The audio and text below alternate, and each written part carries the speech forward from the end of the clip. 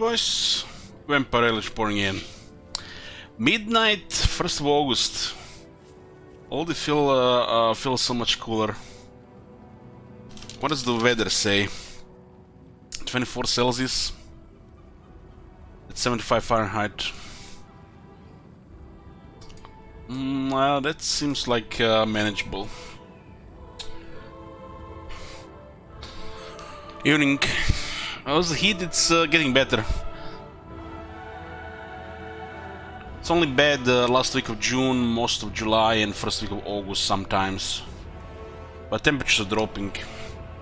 Like 2 weeks in July this time were... it's like not even proper summer, this is something worse. You're getting something worse every year. It's... what do they call it? Radical weather? It's no longer summer, this is just that extreme weather. It's bad for everybody.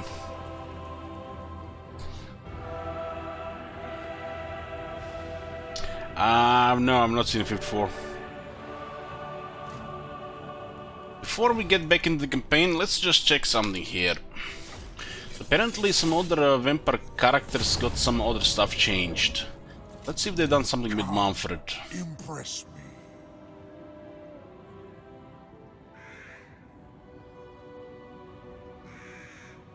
Vlad von Carstein. I'll take. So Manfred basically just have better everything than Vlad. 20% cheaper Graveguard. King of That matters a lot. It's just like higher overall quality. Vlad, faction effect. I mean, the early vampires is a lot. Early vampires is a lot. We can't really say that's nothing. The unique building in the Castle is definitely something special that makes this faction special. My puppet. The true von Carstein.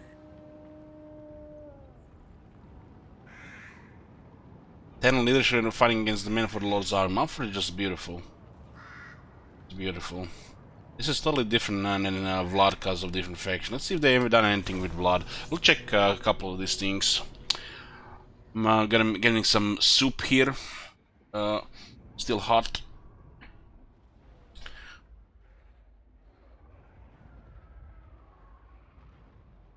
Yoo-hoo! We got a night stream here, boys, and I'm not sure how long we're gonna play. I'm not really a fan of streaming past 3 in the morning, but you can expect something to stream until 6 in the morning. Between 6 and noon, I'll try to never to stream. It's just don't like those hours of streaming. Any other time is good. We'll check a few more things here and back to von Carstein campaign. Apparently there have been some changes, but not exactly know what is in details. Castle Drakenhof is back. So Sylvania starts with a White King now. Wow. Strategy with starting with Drakenhof is Rush Tier 2 and Rush Defiled Cairn for some Black Knights and the White King. It's just very good. But now you actually start with this guy, you might not even need to do that.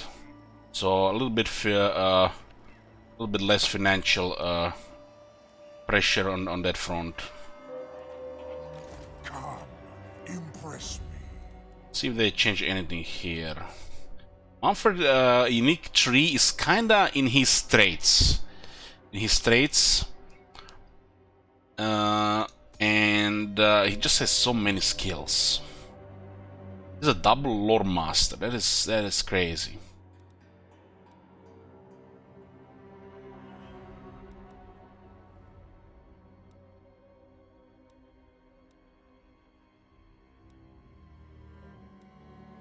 So no unique skill tree for Manfred.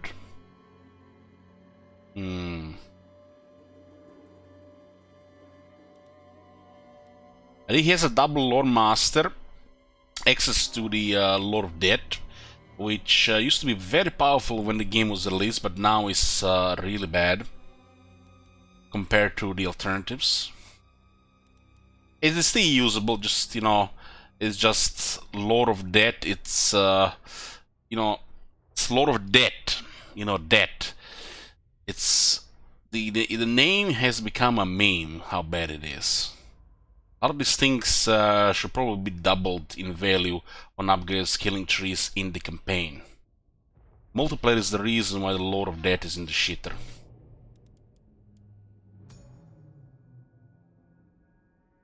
His main trait is very powerful. This gotta be one of the most powerful main traits in the game, considering the Lord. He literally gets plus 30 power. On a base average 60 is 90 power at the starter battle without anything else. That is insane. He also starts with a weaker arcane conduit from the start. Why is it weaker? Because it has a shorter duration, but also shorter cooldown. It's kind of like a mini arcane conduit. That is crazy. He has, by default, also lower cooldown invocation in the heck. This here, guys, if it's one of the best wizards in the game. Hands down. No unique skill tree, though. So this is the new Lord. A new Lord, I mean new White King. For some reason they made a different type for it when we were selecting the other side.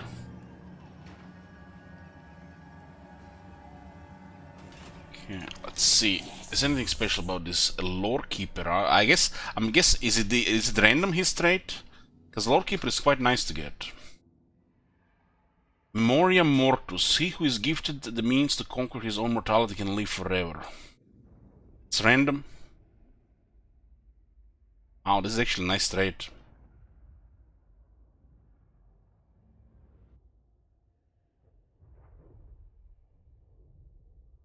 So its main trait, its unique trait guarantees immortality.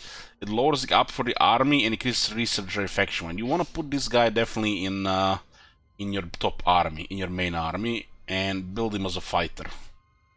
Get him good gear. The White King is pretty good. Not missing a little bit uniqueness regarding a couple of skill points. Like Tain got treatment recently. Even with Tain improvements, I still consider White King above Tain's. They're pretty much exactly the same role, except just Vikings are better. Even without the extra skills.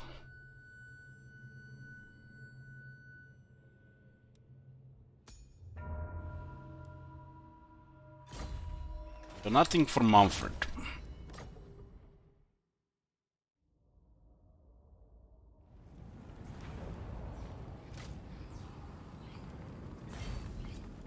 Does Gors get anything? Master of Unlight. Guys, you who watch this stream for hundreds if not thousands of hours, you know what's up. You don't live in ignorance, or you try to pretend not to live in ignorance. Even after 2000 hours watch this stream, I still question some people here. No offense. Let me find you something I've been linked recently.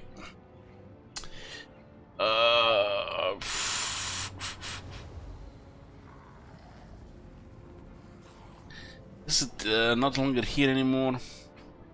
Definitive top 10 best and worst legendary lords. Okay. Just give you guys, even in 2021. So we're not gonna go through this list, but look at this number one. Who's the worst? Worst Gors. Do I even have to explain why?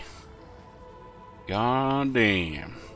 It's crazy when you have how much any hours in this game? 2800 hours. Wow. Gors, the worst lord in the game, and do I have to explain why? Well, you do have to explain this lord to a lot of people, because a lot of people, they have no idea what they're doing in this game. What is, just spamming archers and go make coffee? Do they even click the right buttons? Do they even know cause and effect of units and abilities? I question this every day, because people will send me links. I'm gonna go crazy one of these days. Anyways, let's see if they change anything here. Corpse Scar, Graveguard, and the Dark Pick. It's nice to start with the unit of Graveguard. Don't spell less raise dead for corpse guard and mortis engine units, okay. 20 casualty replenishment, 20 research. Recruit rank +3 for corpse guard units. 15 armor for zombies and poison for the whole army. 15 armor for zombies, wow. I guess they gotta get him something useless because they removed that charge bonus shit. Let's see if they've changed his unique skill tree.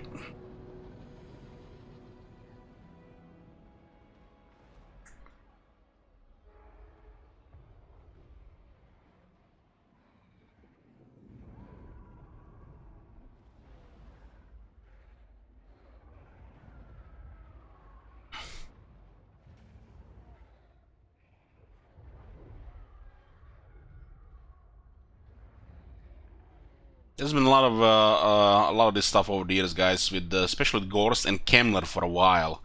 People don't understand how powerful Kemmler is just because he gets Krell. Castle Drakenhof.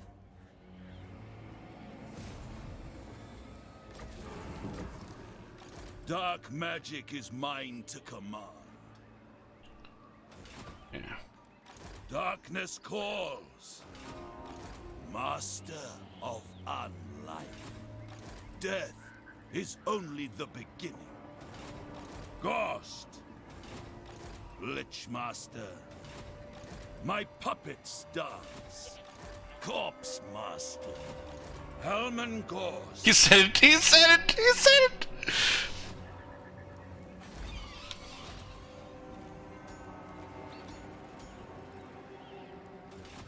Okay. I assist you. Let's see.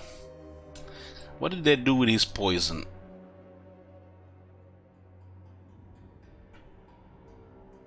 So his poison has all the damage values and speed has been lowered by 1%. I think it was 36.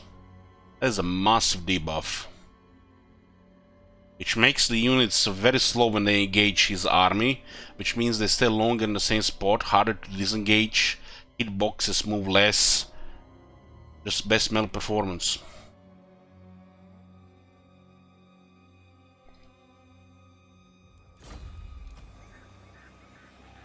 The whole army getting this poison is crazy. Every single unit of the army. Graveguard. Blood Knights, Bargeists. The amount of that this helps some units is just crazy. 35% slow and 20% damage reduction. They just lose 20% damage the moment they get contact.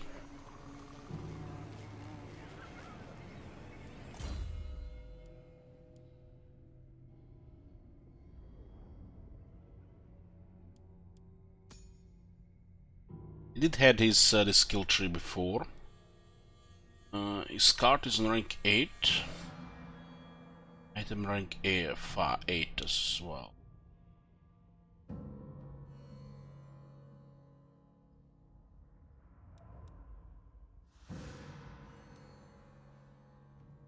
As they changed Monster of the Dead, he's even better than before.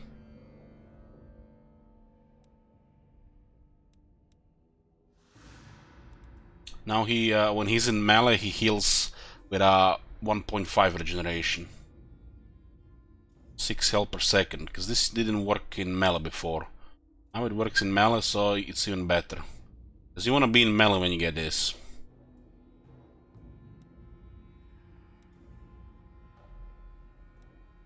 Still has this corrupt skill. It's okay for the Mortis engine though. It's not really worth really skilling. Path to Ruin, speed, movement range, that's nice.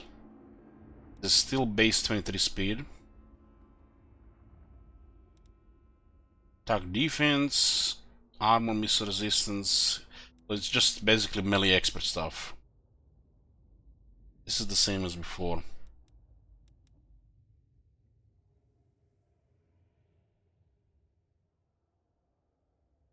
He's one dance makeup costs 1. The amount of spam this guy can do with all the proper power increases is just It's fucking perverted. Some people will never understand this.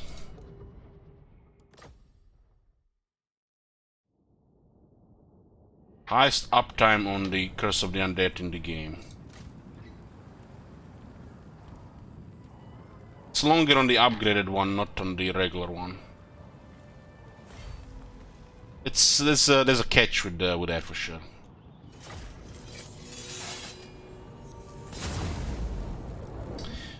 Okay, where were we? There was also the last guy was Kemmler. I think Kemmler actually had some rework. I didn't mention the patch notes, but I might as well see what it is. You know, just a glimpse of it. We're not gonna play with. We're gonna eventually play him again, but just a glimpse here. Kemmler has a very powerful faction effect. Kinda don't really see it at first. Suitable climbing mountain is solid for the costs. A free necromancer campaign map, that's something. If you could figure out how to get economy fast this guy, you can get out of control.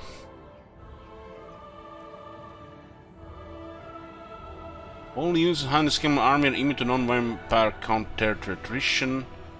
Has a cooldown minus 20% to Lord of Vampire spells. And cost as well. Oh, looks like the straight is now way stronger. Kemmler is pretty cool because it starts with 2 raids in the army. And because of this, we always, we're trying to figure out what to do with this guy, and we're building flavor armies with the raids, even since in Warhammer 1. Just because he starts with 2 now.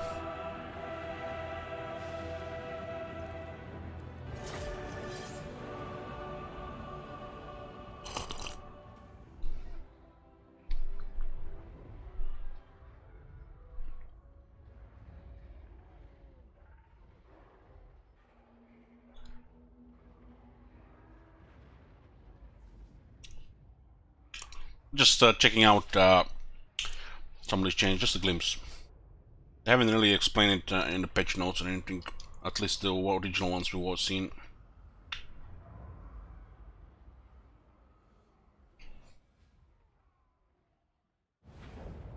Mighty, the taint of undeath is spread. Okay, let's see if they reverted the nerf on the core building. Wow. Just wow. There used to be income on this building. Crazy cost, but they remove income. Couldn't they just lower the cost of it then? Still a good landmark, but it used to be much better. Why do I have a feeling they nerfed this landmark because of AI Kemmler going wild?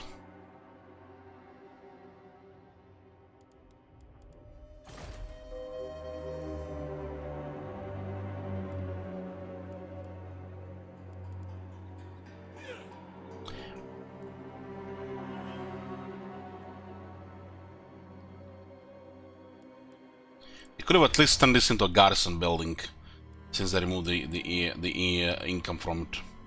I mean, look at this. This is the city you get. Tier 2 with 1 slot. Asking for trouble if you don't build this. Really have to get growth. This could have been expanded into a better garrison building. Should have just removed the walls here and turned this into a proper garrison building with 2 tiers, similar to the tower of Black Tower of Archon. Just added like 3 more garrison units. The same manner, like probably 4 can raids, 3 can raids, hex raids, and 1 mortis engine. That will be enough. We don't even need this then. It's a building slot in a 8 slot city with iron. When do you build this iron here, which is also good for the vampire counts? Literally, this is not even doable before tier 4.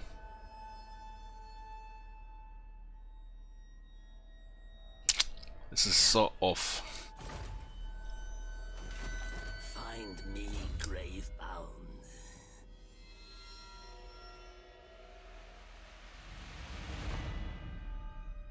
So he immediately gets Lord of Undead. What did he used to have? Just immune to attrition in non-vampire count territory attrition. So he added the cooldown reductions, cost reduction, and Lord of Undead. He did all of them. Holy shit, that's crazy.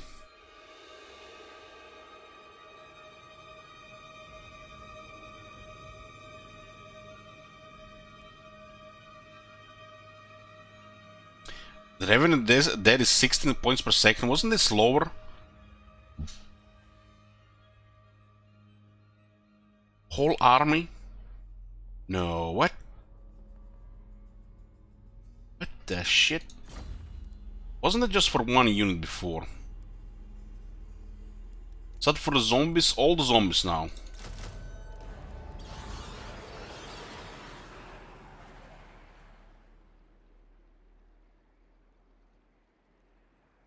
I think they used to be only for one zombie before. It's interesting. Zombies are still dog shit, but you know, interesting.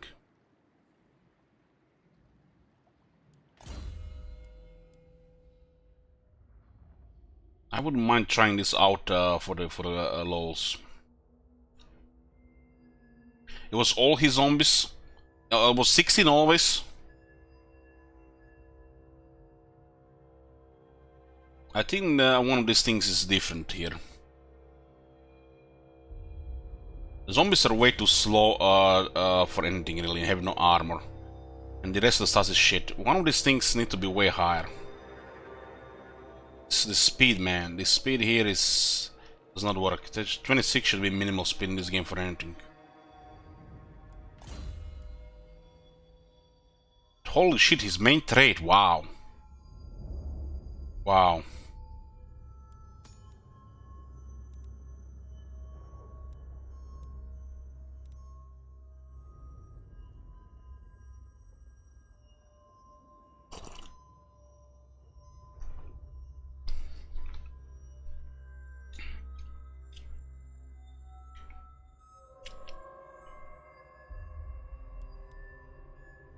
He also got buffed by the change of the Master of the Dead.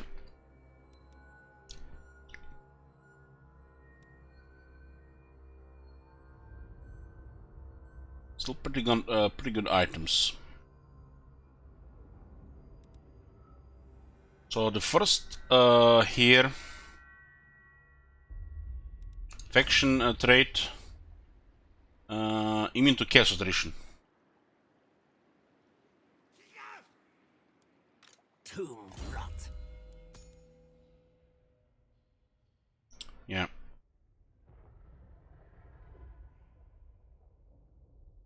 I guess the immune to chaos attrition Lord's army is redundant now. As this used to be part of the vampire counts. Guess they didn't change that. So Lord of Undead now is summon use the greater over time, Krell will degrade at half speed. So you get Krell and degrades at half speed. And Eternal Bastion no longer degrades. That's his first skill. Does this mean he only gets all the upgrades that he used to have before? Perpetual Regeneration. Life without end, destruction without pause. Excellent. Passive ability, Horrible Regeneration for Ken Raid and Hexblade units ranks and above. Get the fuck out of here. Get the fuck out of here, what the shit?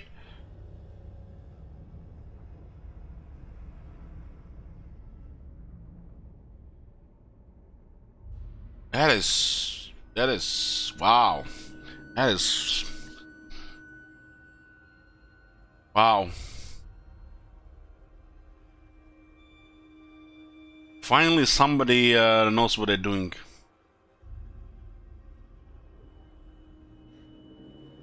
The Wraith units, they rely on healing and to mitigate damage with their physical resistance. When you add all the other healing source on top of this, the fact this is working like this, man, one day if they get better vigor stuff or perfect vigor,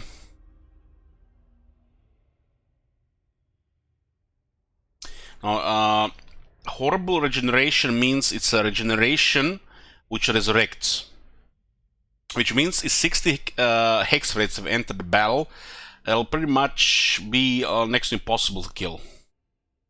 With some support, next to impossible. You have to be in really deep shit for that unit to die. Regeneration is for Kemmler. Kemmler has access to some ridiculous regeneration.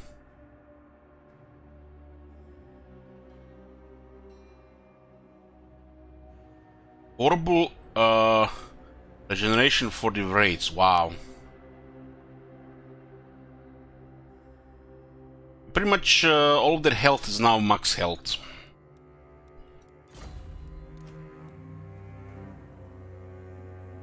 So this unit has close to 10,000 effective health. Near guaranteed. Especially when the proper magic setup is up.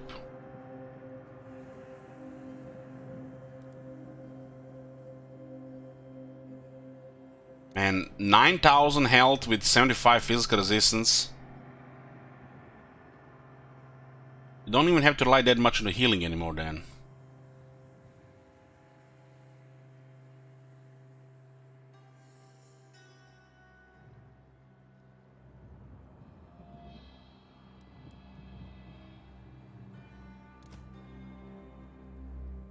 One day when this unit gets proper technologies, this will be disgusting. Disgusting. You dare?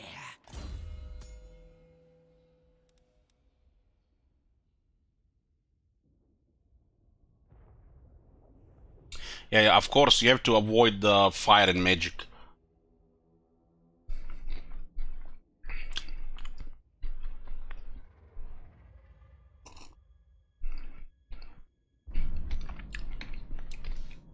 These ethereal units are pretty much one of the only units that have actual real weakness. But the other way around is really crazy. The only thing that's a little bit behind is this faction as a whole is outdated regarding some of this strong stuff. Technology being part of it. But I can totally see the Wraith units be ridiculous with this guy after rework.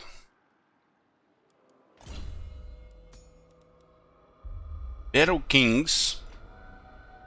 Wow. You can recruit White Kings anywhere and you get 2 extra. It's a tier 4 hero for capacity. And they have 10% higher chance to succeed.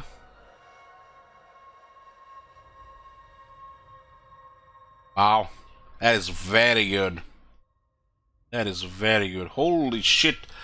This is some proper shit, man. It's like, who did this? This is what the hell? I can't believe this is CSG's work.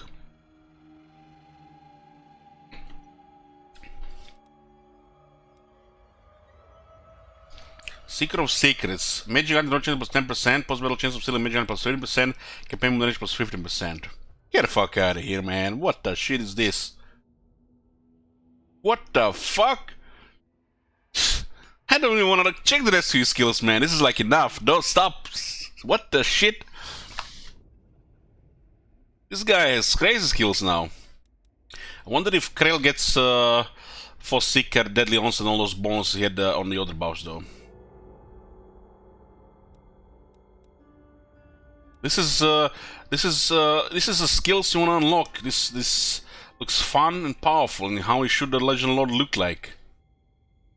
Just compare this shit to Arnesa. Just all they have access to Krell was pretty strong because you had 2 guys. But now more flavor. It's interesting he gets this flavor with the Wraiths. Makes me happy because we're pushing the Wraith flavor on this guy. Back in the day, 2016.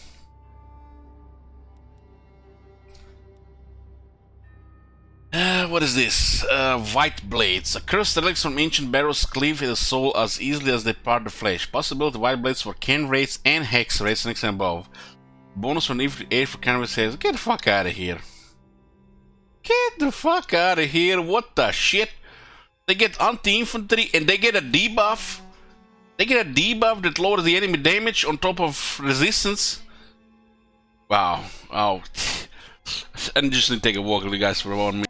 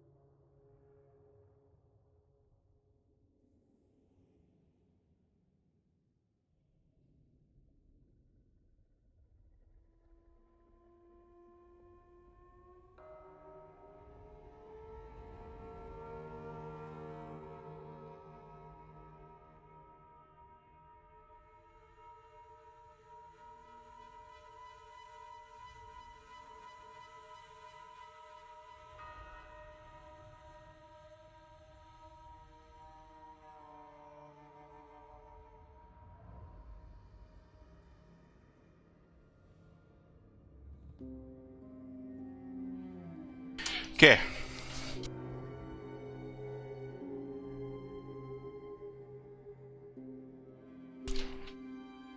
So guys, wow. Just wow. The thing with the braids.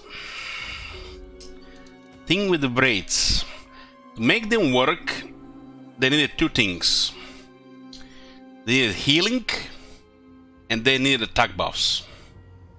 The attack buffs average at best even with everything. So now they got regeneration, which resurrects. They got anti-infantry with a debuff to lower damage further. What the hell? This feels like Warhammer 3, guys. Holy shit, I have not seen a more perfect unique skill tree yet in this game. This is like flavor perfection. Okay, last skill, let's see. Return of the Leech Master. Get the fuck out of here.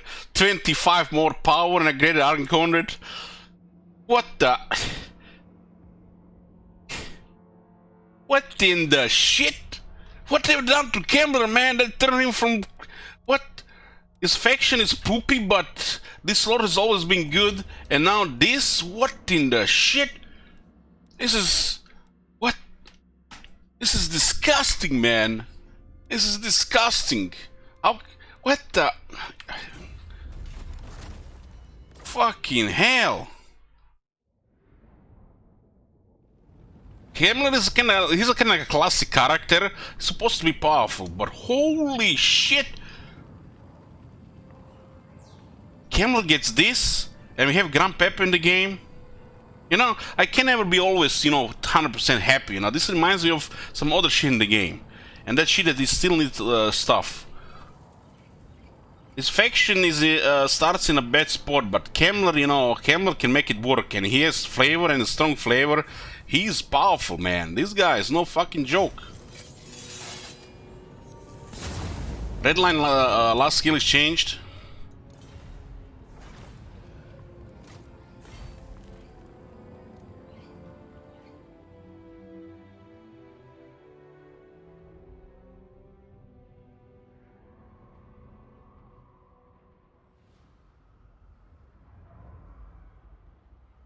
His landmark is looks like the same.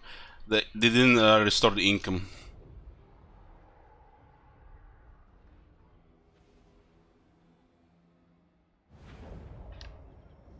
Spread the rot.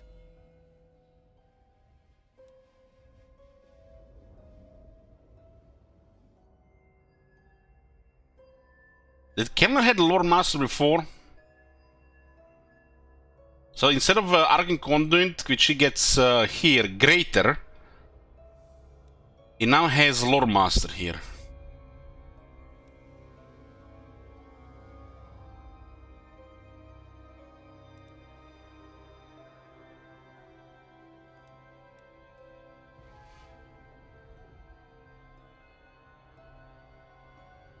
He had Lord Master before, but was on top. So instead of just putting everything to buff Krell, now we actually get a powerful flavor with strong campaign skill and makes him a crazier wizard.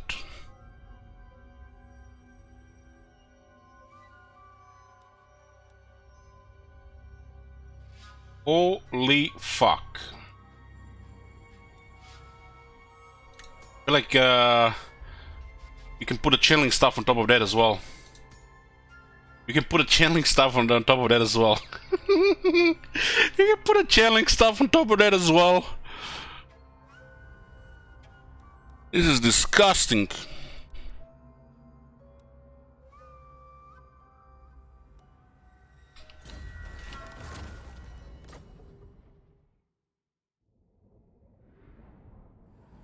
And the vampires have access to of some of the highest power reserve in the game already.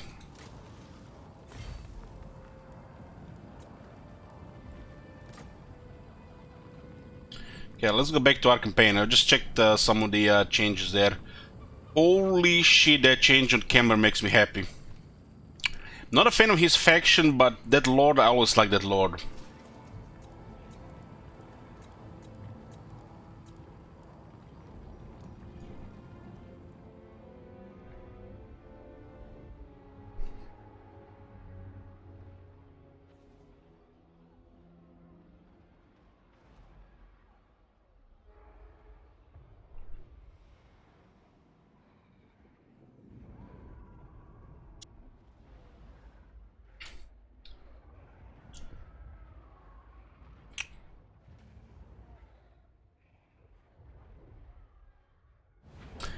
We have not seen everything now. Okay, rebels, huh? I'll be putting razor standards on some of these armies with lower quality now. The Black Knights will get the razor standard.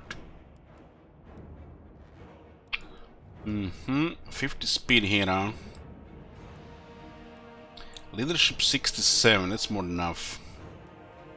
Strider helps with the woods.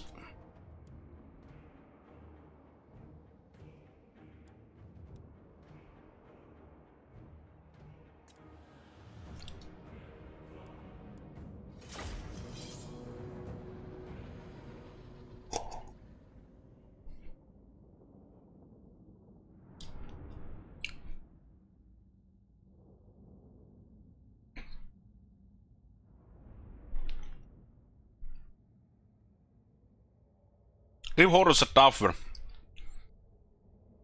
The rest of the game pretty much have power crap in them.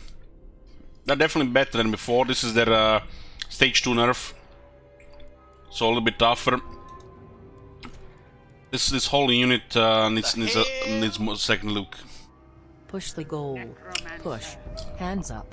Thank you very much, Sion.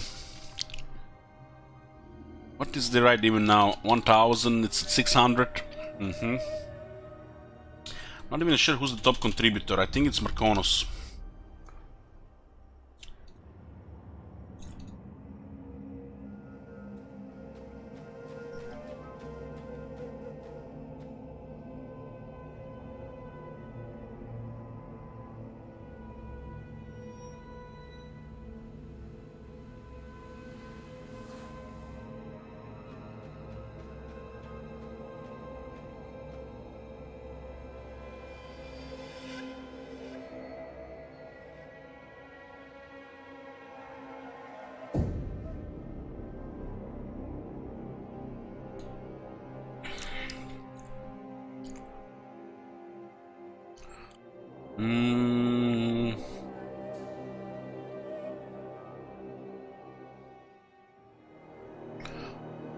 It looks like it's Momboret since he donated first.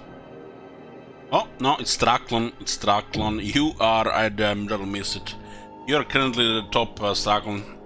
Whoever is the top contributor can pick the faction when it's complete.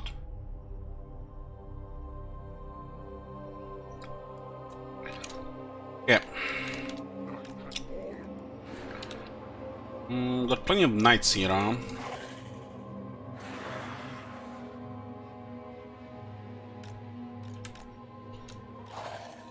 Let's deploy a nice little information here.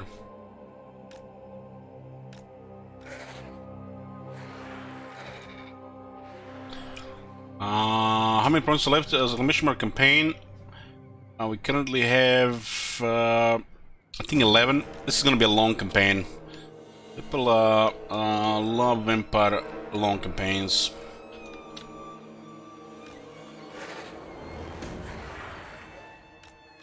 I mean, I love vampires as well. Maybe that shows.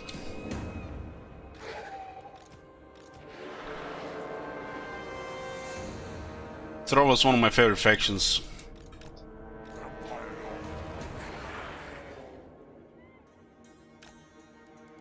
The dead are mine.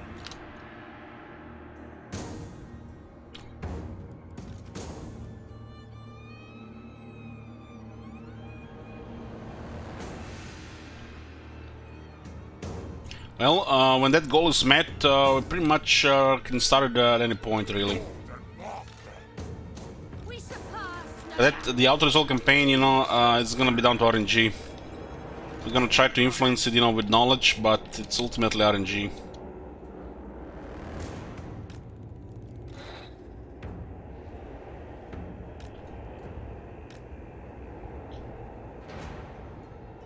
Just super cool because I remember using Ghost Flame when I was a thing, yeah. Yeah, I just love these things, you know. We also use the Guild firepower armies back in Warhammer 1 as well, and they buffed Guild also in that way as well. It makes sense.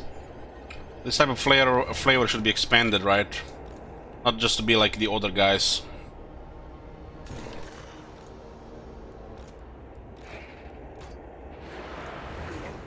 I don't think it's because me. It just makes sense, you know, compared to the other guys and its starting units, and you know, with the team with the Lord. Makes perfect sense.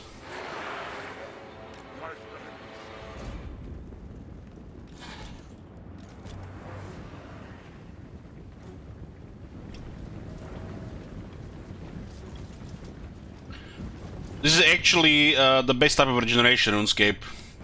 This regeneration actually resurrects. And I'm surprised. I'm surprised they actually got such a cool ability in the game.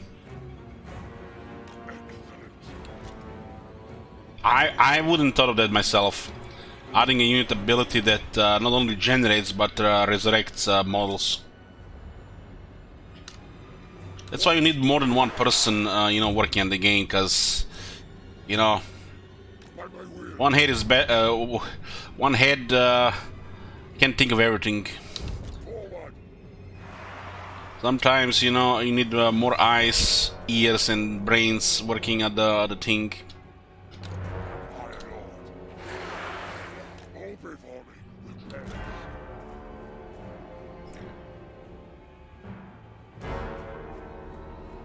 Two heads are better than one? Depends. Depends. Sometimes the heads get biased and they just, you know, preach the gospel of their experiences, which is really bad. This is why, you know, I do like sometimes watching other people play the games, other games I like, but I'm fighting it to not do it at all. So I stopped, you know, stopped almost completely in that regard. Probably was a while back, well, for all the years. So to get minimal influence from the others. So, you know, sometimes, you know, sharing experiences and ideas is good, but it can also make you biased. Most of the things you see, guys, here, it comes from me. Most of the things, I dare say 99%. I don't like you really get influence like that when watching others. But sometimes for the shared experience, it does make sense. I'm not sure how would you call this, but this thing can be a bad and a good thing.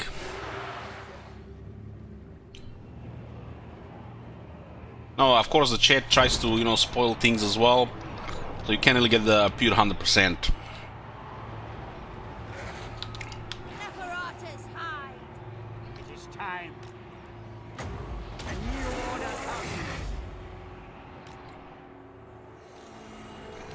Get closer, too close to the right side there. Accelerated already.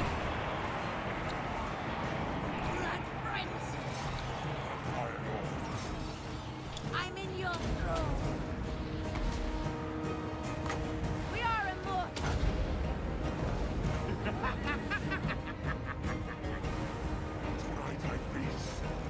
Oh, she did those damage. We are the new order. Oh, they're not engaging on the left side. This sometimes happens when you have pure melee armies.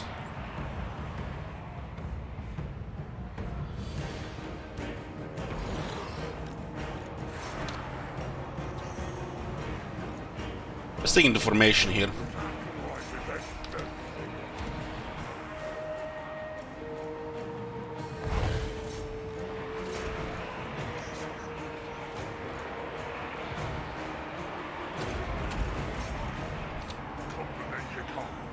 Tune is still holding here.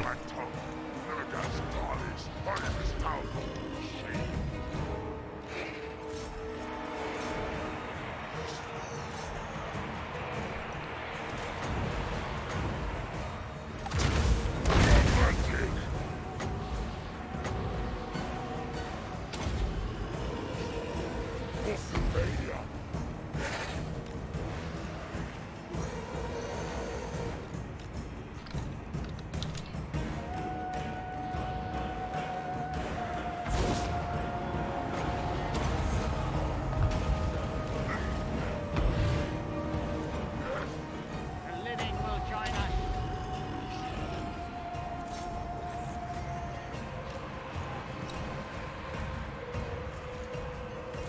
I think they can handle two Black Knights, those creep horrors. Light the face. Don't have this upgraded yet.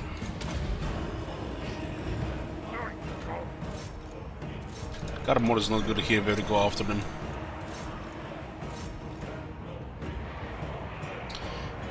Yeah. Poison Nerve didn't really go well for these guys. The summoning begins. With haste.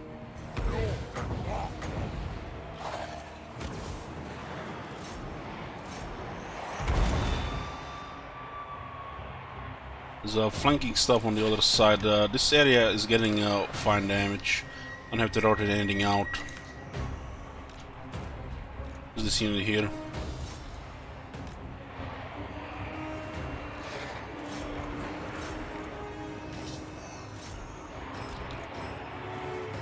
I can see the only one creep horror got killed when they're taking over 3000 damage. It's very impressive.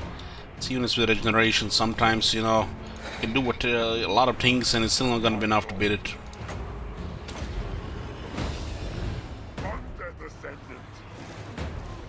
I just miss experience for some proper attack values.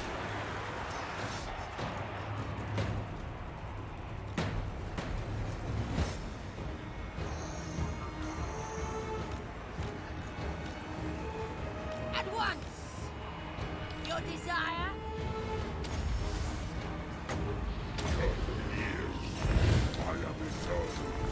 Vampire. Your time has come.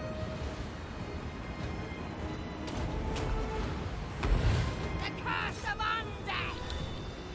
Vampire.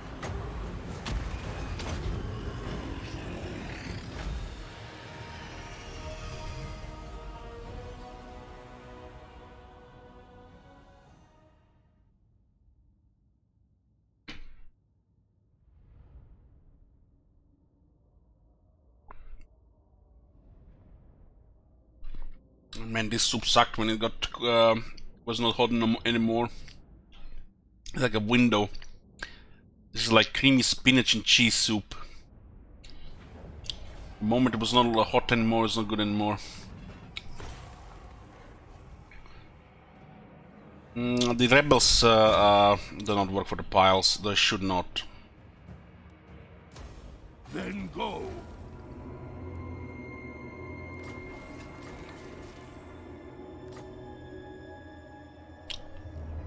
Tributes' army is progressing nicely. Just one moment, guys. Give me 1 minute.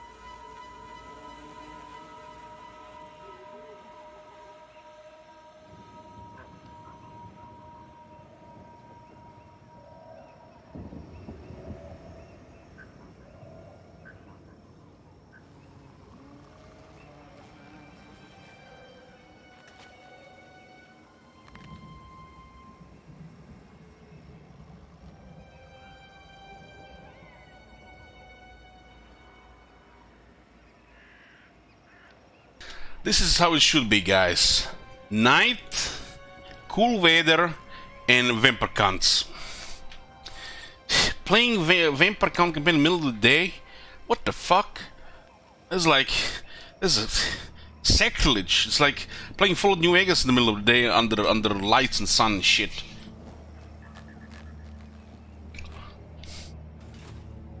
They will serve. Yoo-hoo. Rank 12. This did make the invocation cheaper. They cost 4 magic.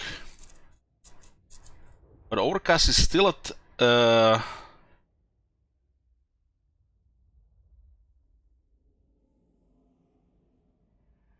2. We haven't upgraded here, right? Yeah. This one makes more sense before the second one here. Invocation Hack 3.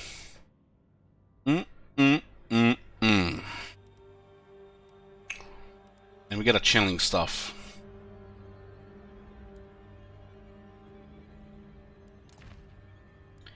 So this guy is a weapon master, huh?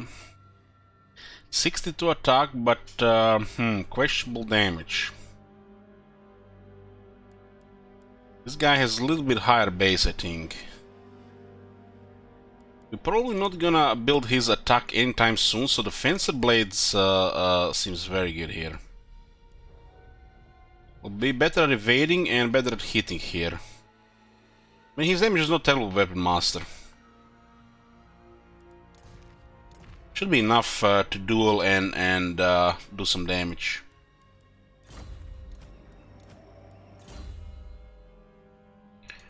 Going to for conduit here.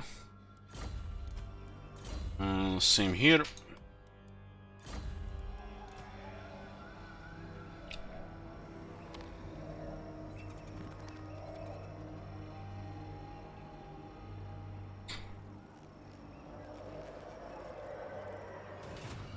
And where is army going? Carstein got 3 Graveguard. We're getting attack here. I think we should guard Granstad with Shield Wizard till this is up. This guy's been running here for a while. Doesn't mean they're gonna attack anytime soon. Darkness comes. They could reinforce on the other side as well, and then we get to lose 2 heroes.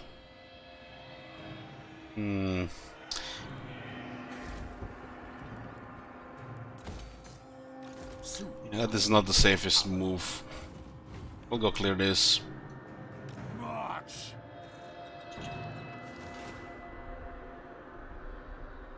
Okay, when was this in the turn? Was it a starter turn? Yeah, it was a starter turn. We can get 1 Necromancer right now.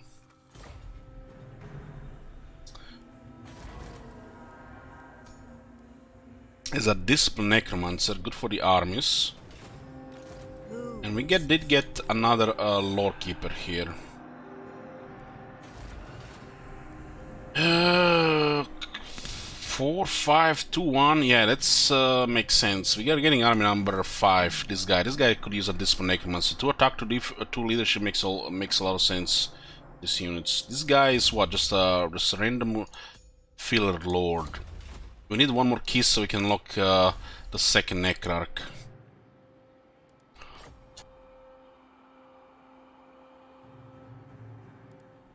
Yeah, this one is for the Blood mission, you're right. Then go. But we get access to another Necromancer, so we should go with this Maximilian guy. This guy is just for emergencies, but right now can lead an army. Then we'll get this Necromancer.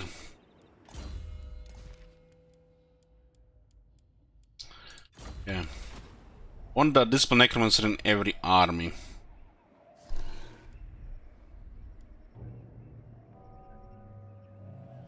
So, the rebels attack here. We did progress with the quest, right? Ooh, yes. Look at this.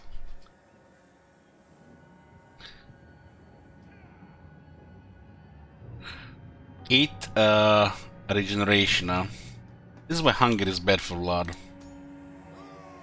think I remember this bell. Never. My will alone. This guy needs rank 4. This better be important. Deliver it unto me. I think we had the celebrating victories on Vlad. We're gonna fuck up Karakaden and hopefully Manfred will take it. There's no guarantee. Right now, we only had war with Karzakarak. Look at this, rank 2. They're terrified. Poor peasants, swearing tales of spooky vampires as this new overlords, and everybody's scared. Rank 2, turn 50, huh? Excuse the tomb breath. Now, what is it you want? We even have a large treasury, considering it's only turn 50. I was hungry bear for blood because I didn't need it. Wasted skills. The world. This cold skill tree has a badly aged flavor. His base stats is excellent for fighting, so why waste his skill potential by clicking any of this shit? You should start with this for free anyways. Have you seen that shit? Holy shit! What the hell?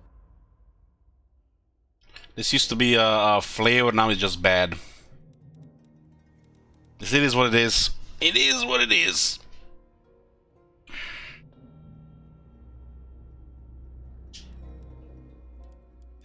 He has a massive region in his sword, so hunger is pointless.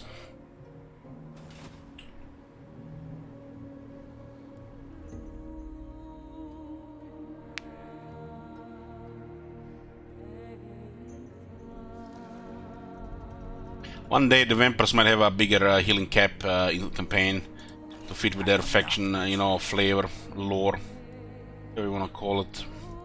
Bring me flesh to craft.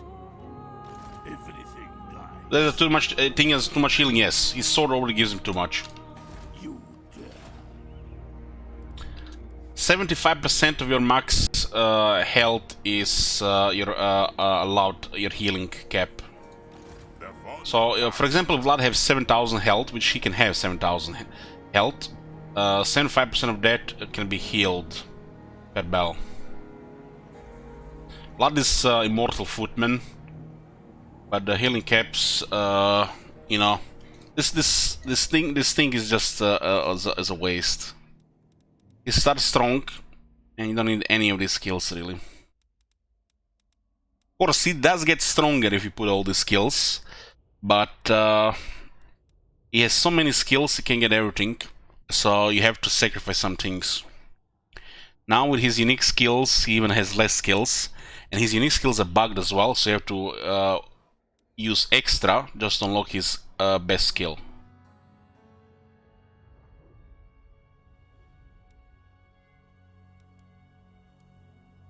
Even if you had the extra skills, it's always better to get Arcane Conduit than any of this shit here.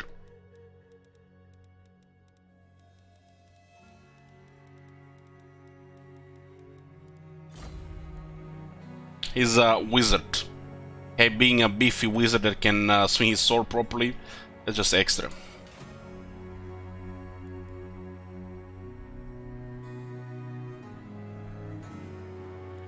Darkness comes. More sleep shines. That's We can get 2 bells here.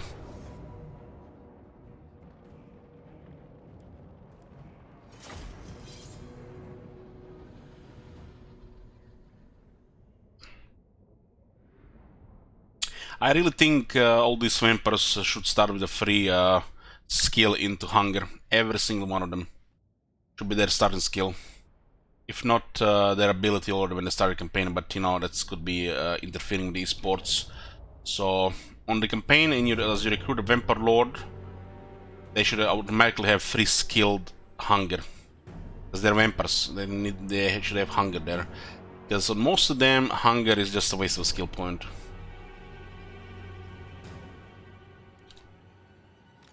death is assured.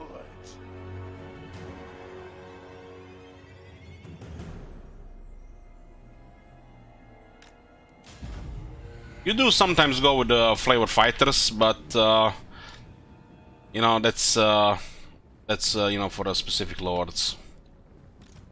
Vlad is already a strong fighter, there's no point putting any of his skill points into fighting. Just all waste.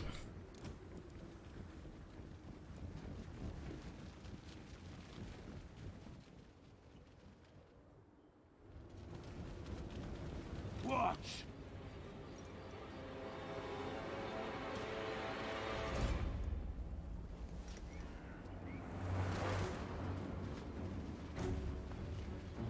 Wash the necklace!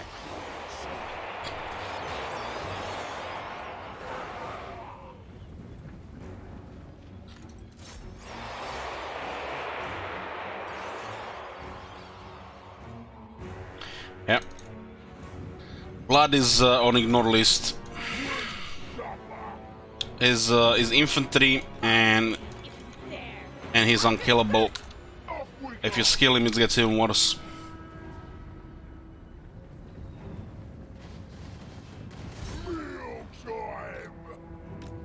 The best thing about Vlad is to ignore him, even for the player. Unless you have a god duelist. That god duelist could mess up like 2 units before they mess up Vlad. Inflict army loss on Vlad and not wound Vlad.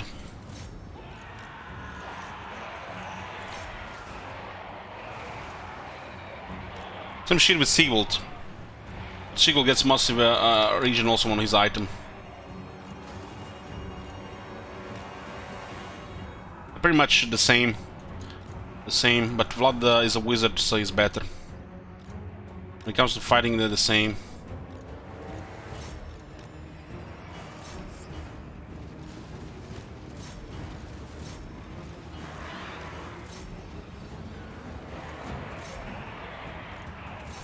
I think we're gonna get a second battle here. Who is the top one, Carstein?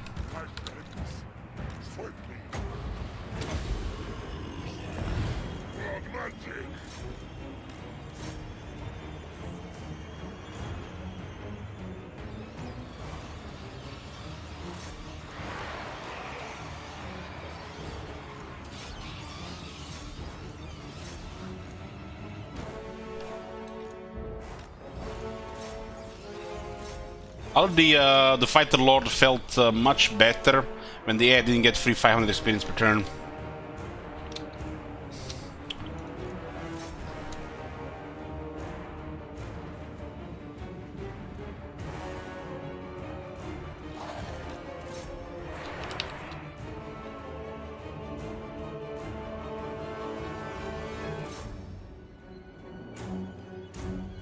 This unit has 90 speed, bets at 110 and they can't catch them. They'll only catch them when they fuck up their move. Or due to rain.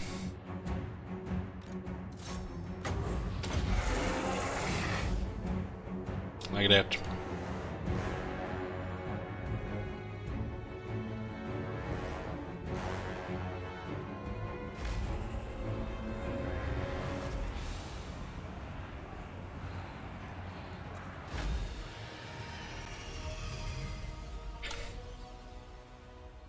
Yoo-hoo!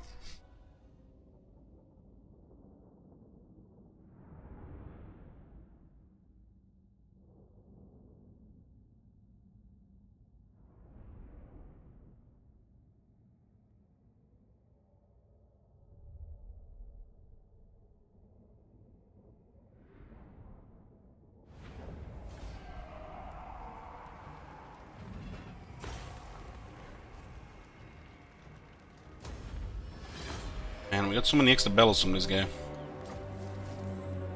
Soon I'll be all powerful.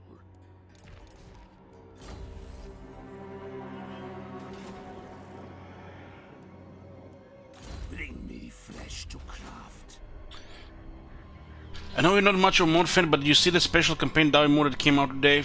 Why would I waste my time on checking out for the new mods that come out today? It's like wasting your time on sports when you're playing video games. There's only so many hours in the day, man. I just spend my time with popcorn and Reddit. Guaranteed fun. Yeah, Cameron is still in this campaign.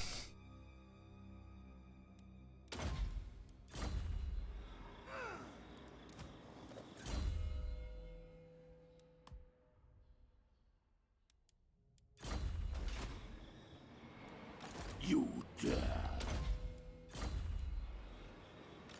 My bloodline calls. Everything dies. Darkness comes. Strike out. Bats and wolves gather. You Trying to get this guy to rank 4 for extra vampire. they will serve. Nice. It is night. Strike out. Bring me flesh to craft. Bells.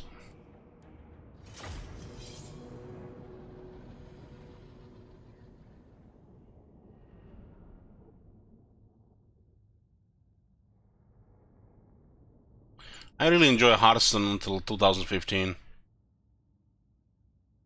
The early Hearthstone felt like something special. I played it since the beta. Every day nearly until 2015, I'm not sure what month. Then something happened in my life and decided Hearthstone was a little bit my time. Especially the way the game was going. Mortals quail. I think the last one I played was the tournament, grand tournament.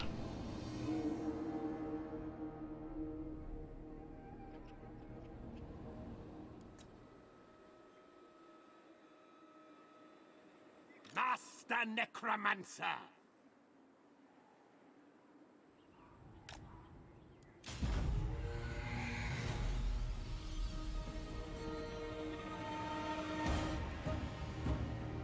Lord and Master. Master Necromancer. Do not mock me! The cattle rise against us. I check the game every now and then, like twice a year, and I don't even recognize it anymore. It doesn't even look like Hearthstone I played.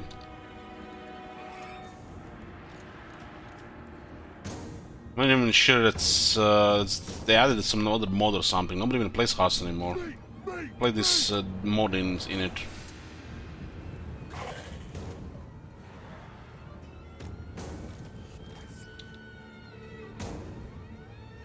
Man, I miss those years on Twitch.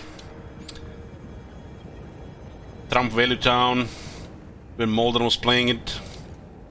I move swift.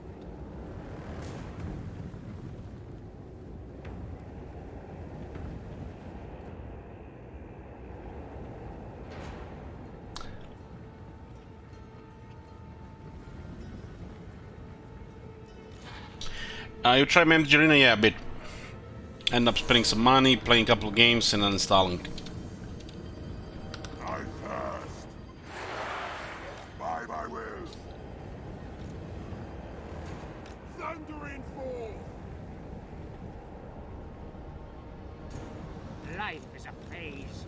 Tonight, I feast. I only play Gwent these days on card games.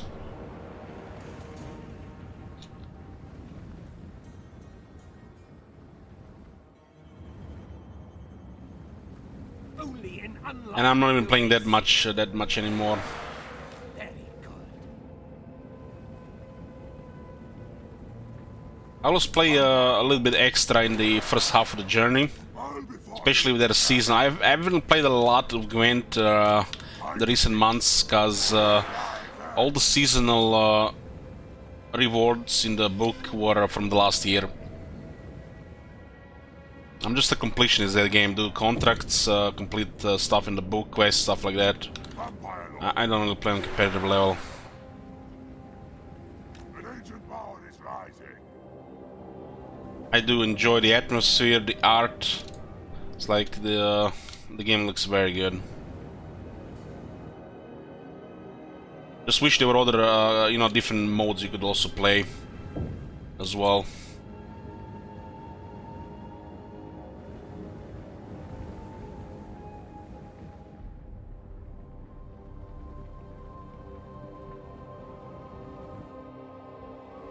Night has fallen. Soon, my legion, soon.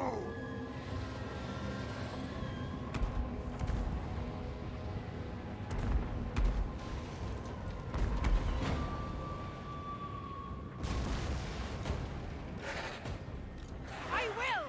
I hunger.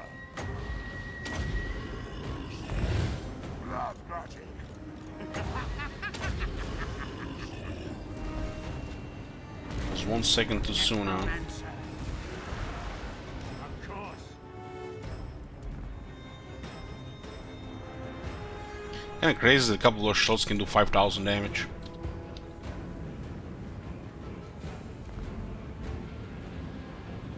Take it all! On we go! Vampire! The von Carstein's march! Let me get smoke and mirrors. Excellent! Find the meal! Let's go, boys! Drive on the move! And at once!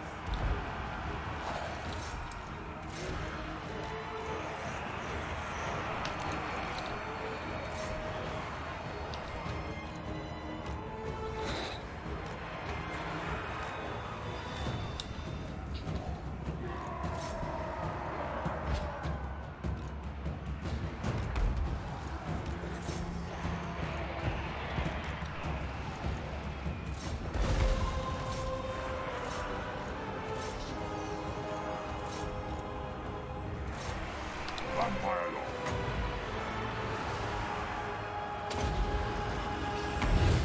What's it made of? God's out! This shooters actually can do a lot on these ogres. On me!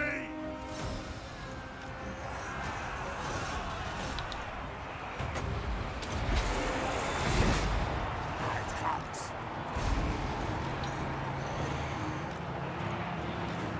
I wonder if we're gonna see any brass cleavers this campaign. Did see 2 headhounds of Discord.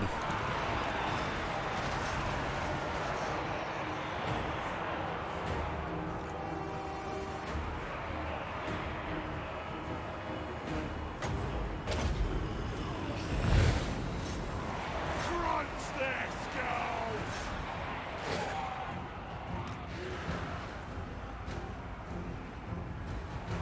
Vampire law! Beautiful decay.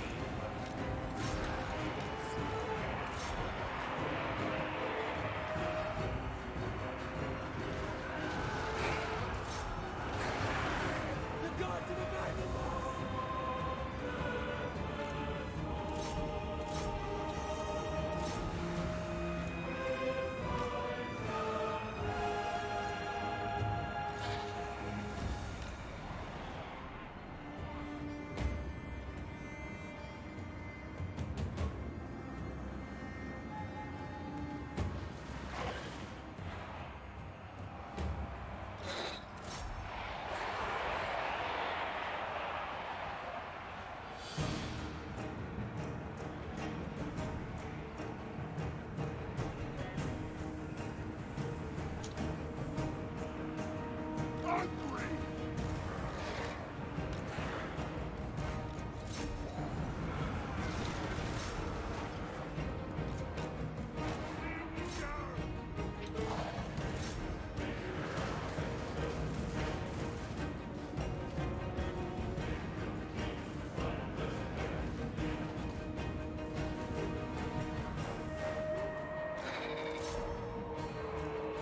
You serve me! Give them death! Von Carsteins are the true emperors! Win supper!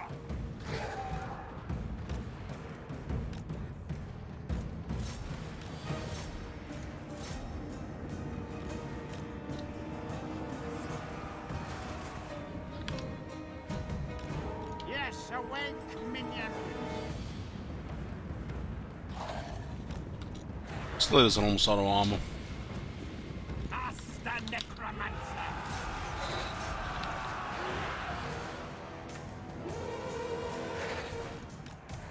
Bleed them!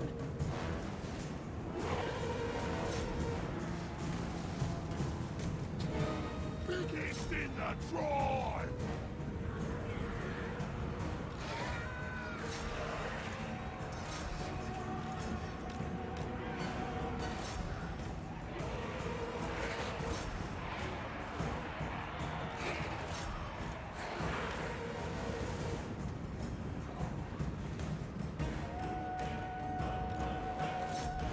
I hunger. Our time is now. There are the moment there are no armor there. Their time has come. With the skin machine bothering in situations like this, you can just increase the speed of the battle. I can just deploy whole army in a proper formation and just let them shoot you until they're out of armor and they'll rout. We can heal their damage easily.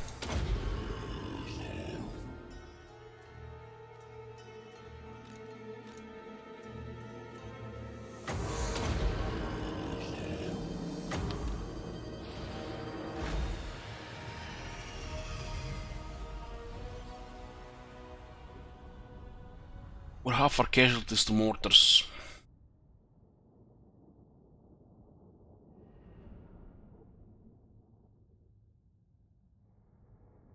And interesting how close this Huntsman General deploys an air formation. It's way too close for any good shots. It ends up being obstructed half the time.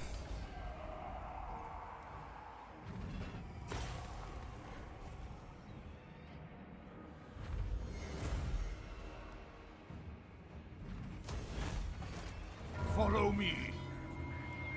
They will serve. This is our extra lore keeper. You dare. He just needs rank 4 for the extra vampire, and that's it. He gets lore keeper and the vampire, +1 vampire, +10 research, situational cheaper construction. Do you need fresh troops?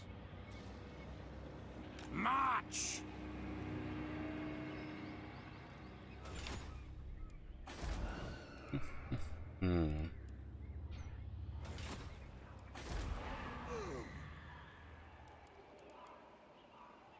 Store fine considering a treasury.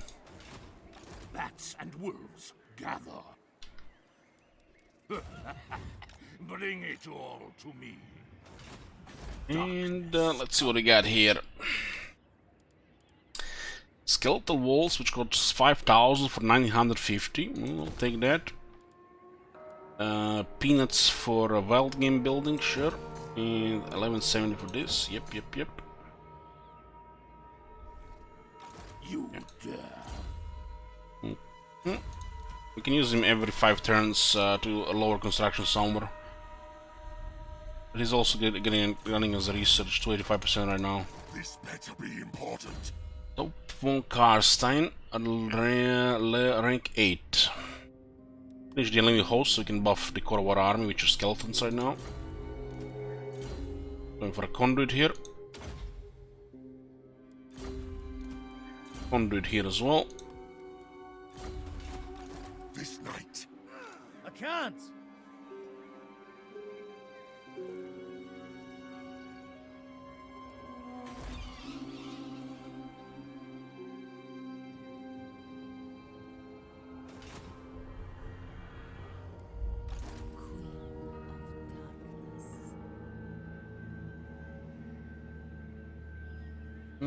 It's actually interesting.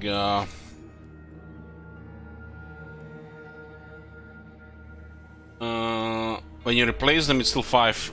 Only when it's wounded, it's 1 sooner. No, it's still 5. Wound and replace this band is different. Destruct.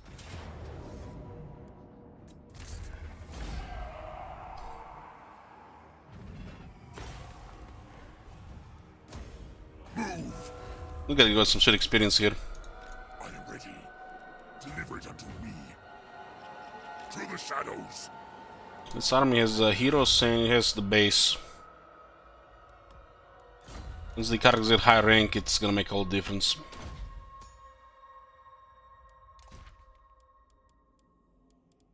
I'm gonna try for a student on multiple occasions here. Now we have a lot of these characters. Students will be a common thing. More characters have it easier to get more students.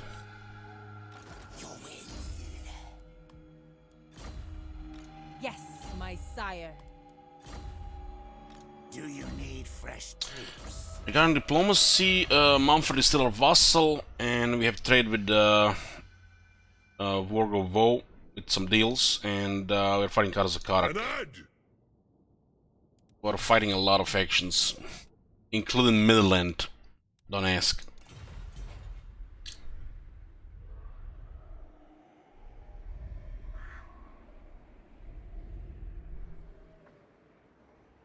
Won't leave shy. There's a lot of pieces to move, so the turn's a little bit long.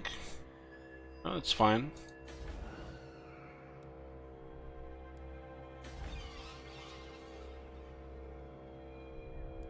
We want to be in Stormwind in 3 turns.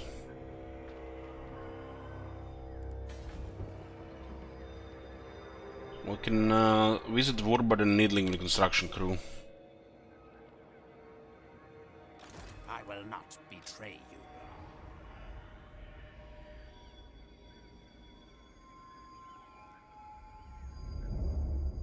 Find me charnel pits. As you command. Follow me. Expand Sylvania's borders. Strike out. So Wurbad Who shall we destroy? can lower construction costs here by 50% on these 2 buildings. One in Needling, and then we can do it in Western Sylvania. This is gonna be our first tier 4. This is gonna be our second tier 4, and we're gonna have to build the Vampire Layers and Necromancy buildings.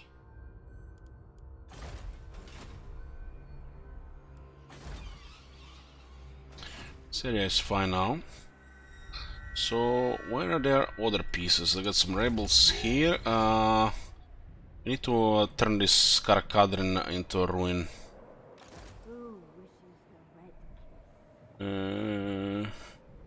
Someone can scout here right now. We have limited spies due to lore keepers and the armies needing heroes. I hunt. It's only Gromdel here.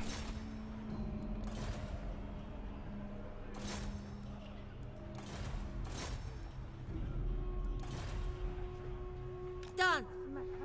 Looks like there's cave in here, so they definitely want to do something with this. Vlad von Carstein. King of Dark. Ow. How did the garrison replenish just like that? Bring them I'm gonna fuck up this place so it loses everything. Hunt. What was the last turn siege? We just sacked it.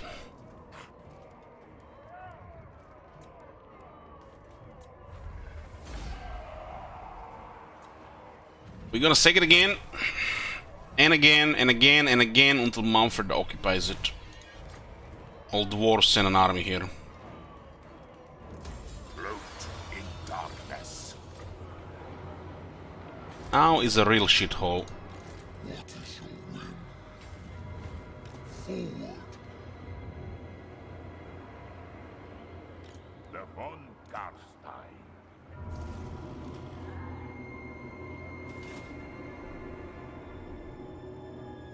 All shall know me and tremble.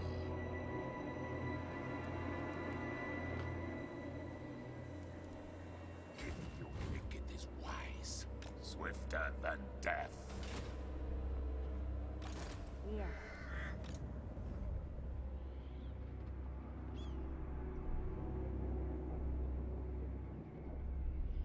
We got only one case so far from wounding. We haven't seen that many characters really. Most of the other factions Your wish. we were not at war with it. We had very little enemies really. Then go. Follow me. Don't want to target the random stuff to just cause more wars. That makes no sense.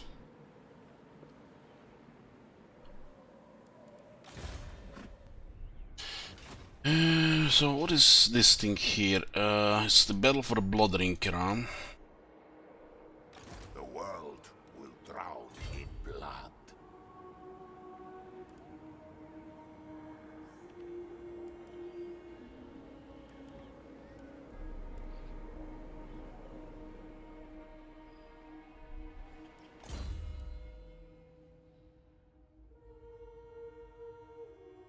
The whole army now gets 9 attack when you're attacking a siege.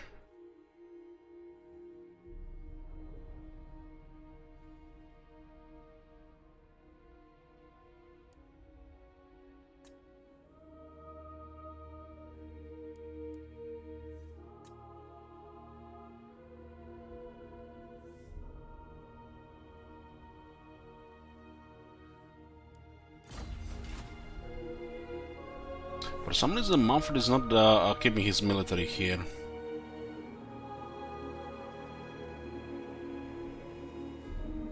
Expanding his borders. King of Darkness.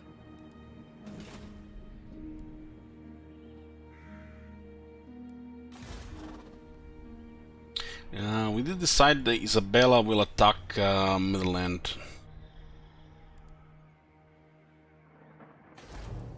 City is not tier 5. Yeah, and I want to spy there. Yeah, I was sending the Necromancer there. Countess of Sylvania. Farewell. More mausoleums to defile. Stein can get tier 3. We'll get it. At the full price. Missing 1 kiss. Income is very good right now.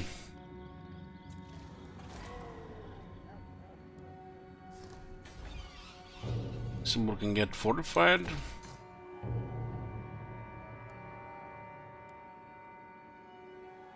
These things are over 6,000 here. Get another 20 growth and 2 necromancers. This guy's going here first. Fine.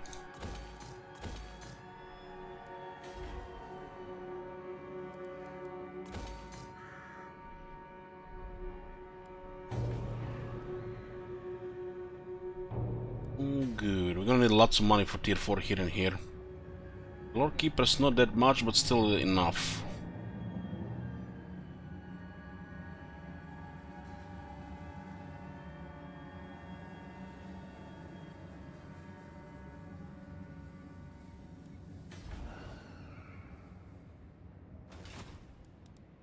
Okay, it's all good here. We need to keep an eye on Lords and get 1 more key somewhere. Could have had that kiss already if we didn't fail some of those wounds.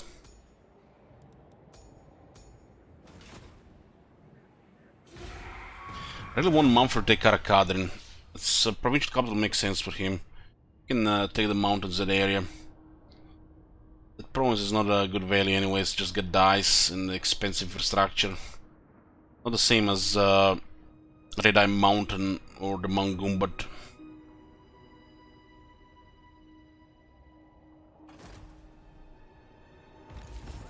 And 51.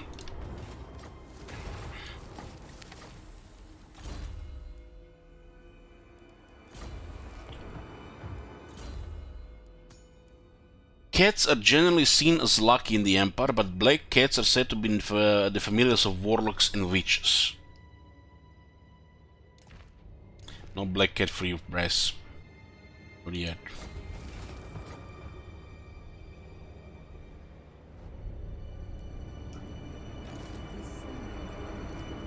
The other one, what does the text say? Restless spirit. Those spirits who are no longer bound to the mortal plane, but have thus far avoided Mor's grasp, can be tethered to the vampire service, for poltergeists have their uses. This improves public order. How does this text relate to the +1 public order? I have no idea.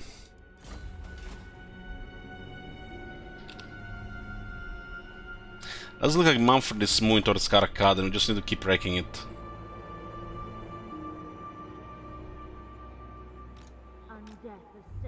This is the Red Eye here. Doesn't look like 1 army is on the move here. Hard to say where they are.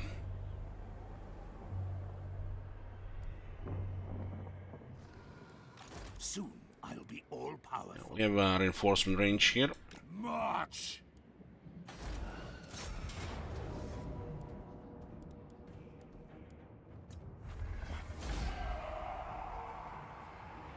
315 on the Black Knights.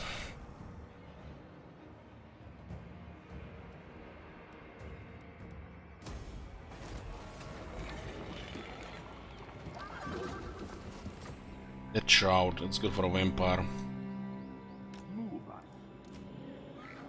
Helm of Discord here. 2 Helms of Discord.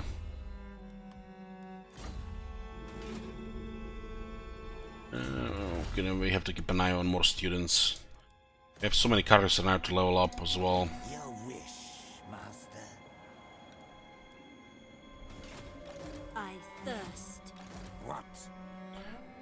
This one is going with this Maximilian guy. Now, And this one to Midland. the Shamblers move. At war with Ostland, but don't make any moves. She's literally living inside our empire now. You can have that forest. The only problem with this is she might go aggro Manfred. Unless they trespass on each other, should be fine. Border Prince rank 3.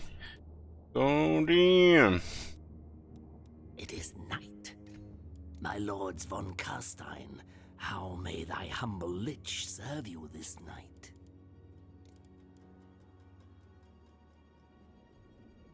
I disobey. 34.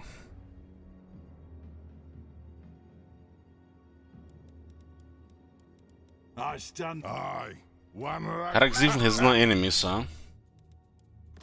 You dare approach a lord of the Dowie in such a manner? This looks like a potential enemy. He might just go after Kemmler again. Ready? Winter Tooth! Kill. Ooh, pay attention when it was get a little bit weakened. You come bearing arms. Is it war? What? Yes? Sigma's will.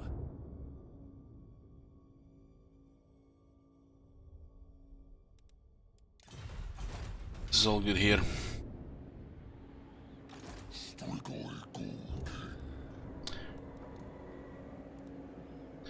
No siege attacker here.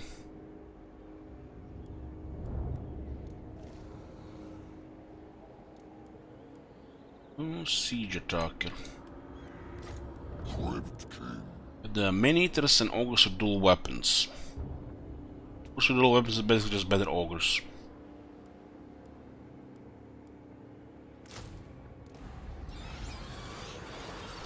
I have a feeling the White Dwarf is moving around here.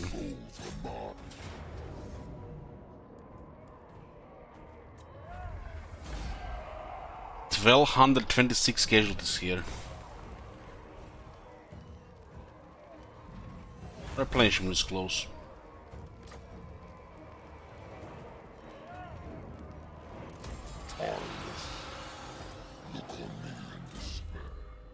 Going for Children of the Night.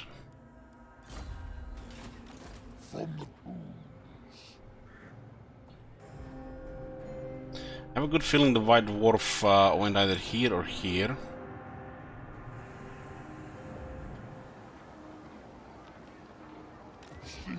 So they plan ambush here.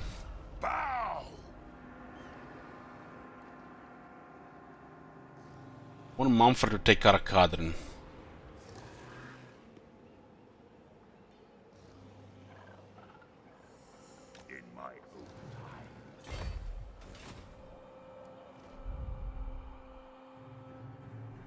Hey, Homan.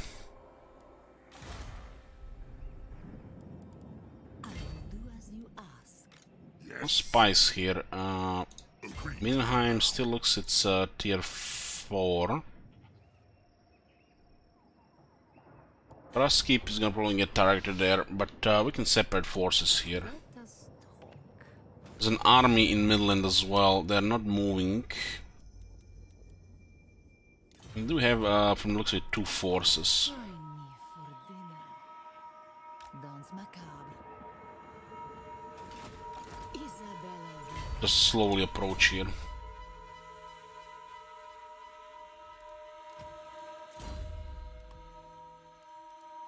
Ready.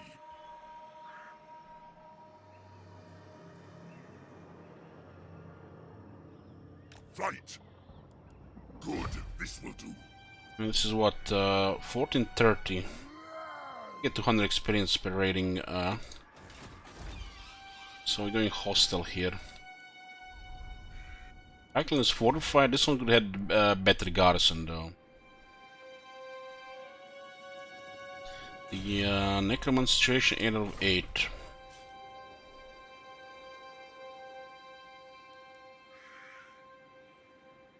275 growth here, damn.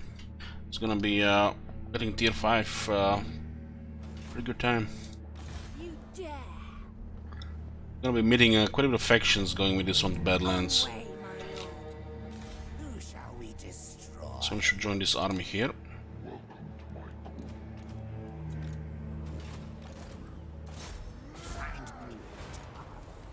Flesh Golem.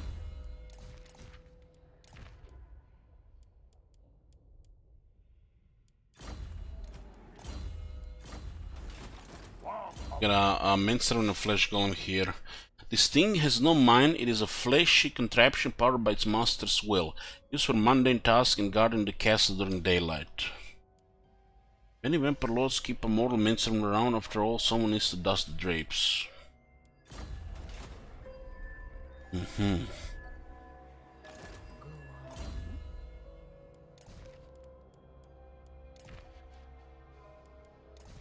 we have anything better than the Gravedigger here? Doesn't look like it.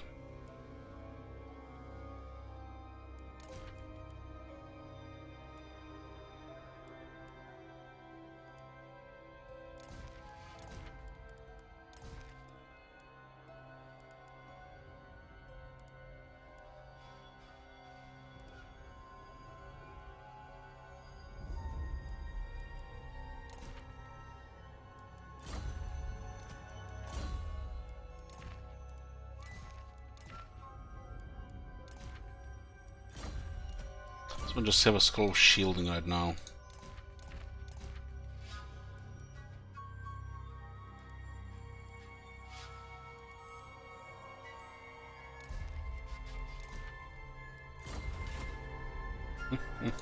Darkness comes.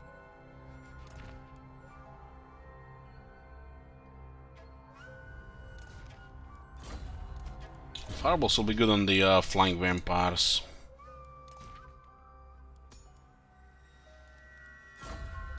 No forbidden roads this campaign.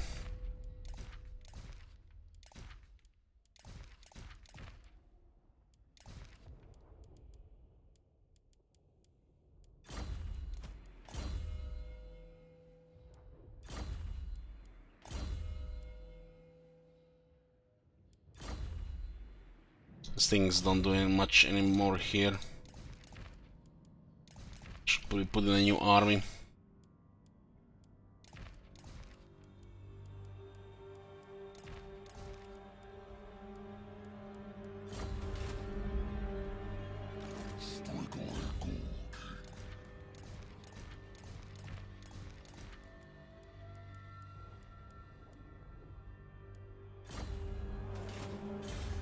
Okay, movement range here for everybody. It's gonna be 20% with all the faction effect. The Rebellion Zubar, that's fine.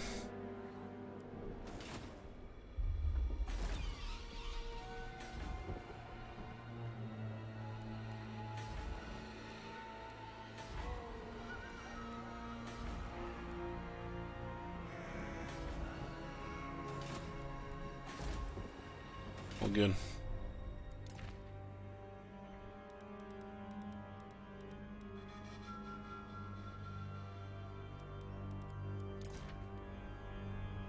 I hunt. I will not betray you. Strike out. So there are 5 lore keepers here.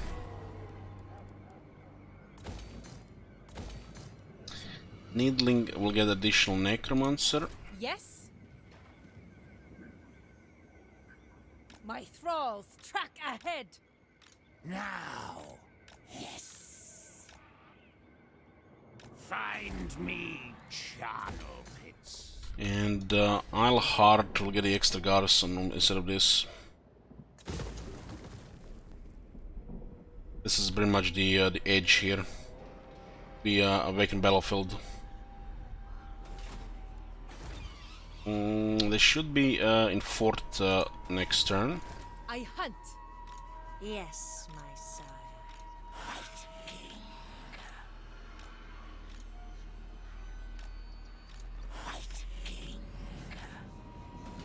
These guys are lowering construction costs, so they move this to the construction crew. Yes? Cycle some vampires.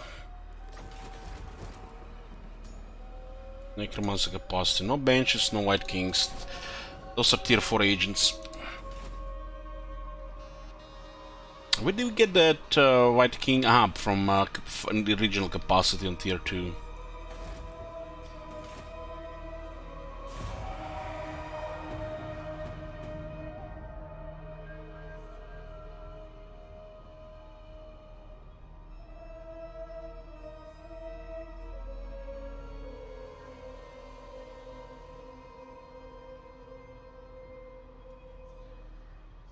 I want Mumford to take Karakadrin.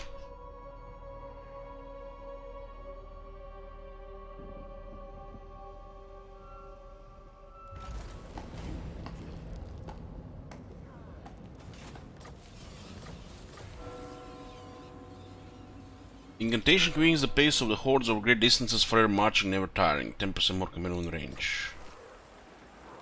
A final supper. Seeking the gift of regeneration, an imprudent cabal of young magic users have been dabbling in ogre gastromancy. But disaster strikes as they inadvertently summon the great Maw itself, smacking its lips with delight at a banquet laid out before it. The Maw devours the hapless sorcerers, where they stand, and disappears with a satisfied belch. This arcane upheaval has sapped the winds of magic faction-wide. -10 starting and -10 overall for 5 turns. It's turn 52. We are rank 3 and we got what, 12,000 income. Oh damn! Not even a single tier 4 building. How is this? Not even a single tier 4 building. Where the real money is. Structure is cut up to tier 3. Oh, there's a plague spreading from this shit.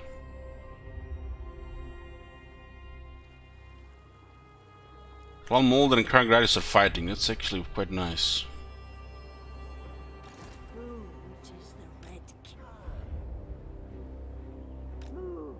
So it does look like, I would guess the White Dwarf is close here. He left the Salamander out of reinforced range. I would guess the White Dwarf has Grumpig in its sights.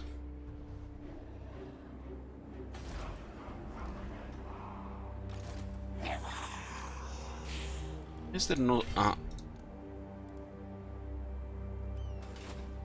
So we now see that he's not here, huh? You what?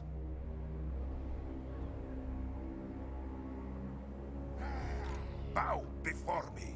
Stuck in zone of control, okay. Almost next rank is Arcane Conduit.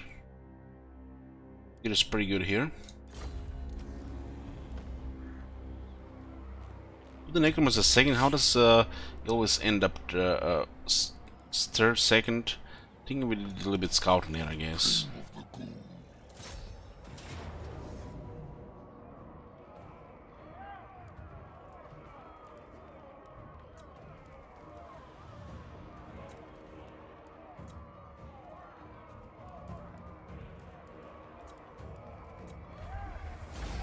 $389, mainly on his army.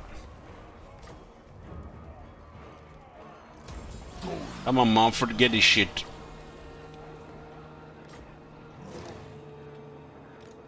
I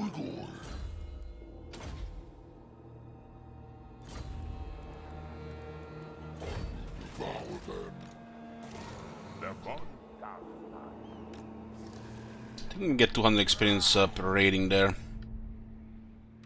More sleep shines.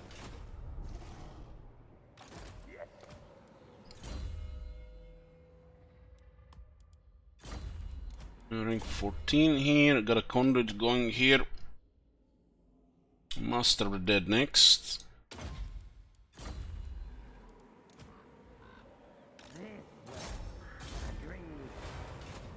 It is night. Undeath is sin. Tremble, mortal.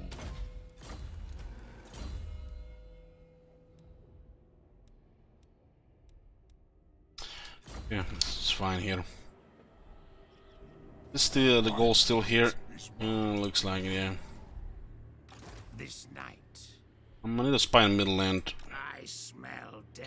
This thing is still smoking here. I'm gonna need a wall here. Some growth. This place will rebel in 5 turns. Oh yeah, it's actually gonna be more than 5 turns. Corruption is increasing, and we still have +2 public order from high negative public order.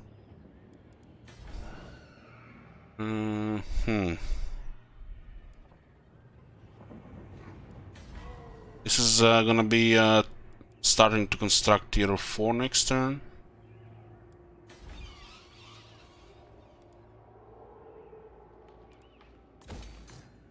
I will not betray. Move everybody here. Move. This way. I obey. Move. I thirst. On way.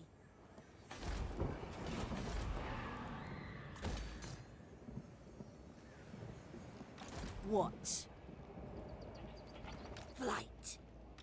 Who wishes the red kiss? Move. It is night. You will. This guy will be back in 3 turns. We'll get him for the tier 4 unlock. So it makes those expensive buildings even cheaper. This is getting there as well. This many Lord Keepers should probably just upgrade these buildings.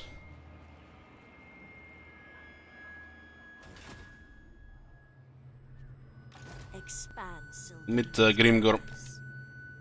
Haven't had contact with him so far. Let's have you then. It's not looking so well. 7 settlements, rank 64. 4 with Knights of Kalador, 2 Skaven clans. Karakazul is still up. What the shit?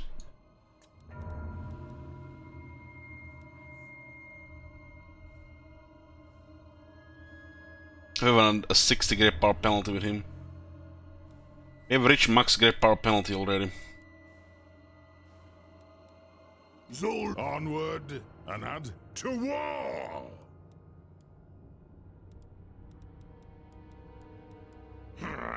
I am Throt. So, They're allied now. This is definitely cooking here. what? Who calls? The Empire. Yes.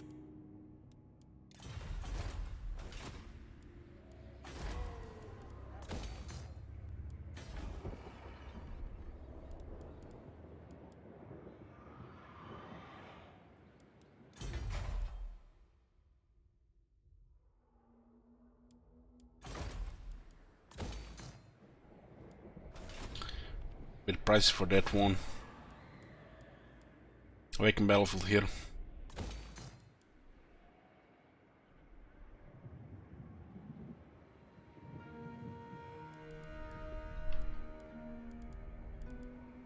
Everything dies. Darkness. Where are we sending this one?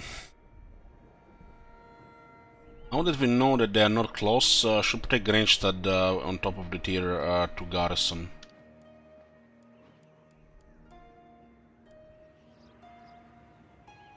Then go.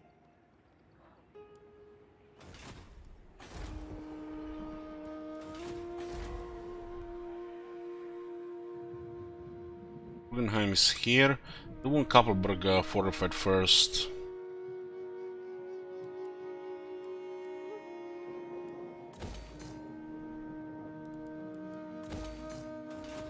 Ooh, yes! Nice, 1 army arrived here. So 7 now. It looks like it has 2 medium-sized armies. That's beautiful. Love it.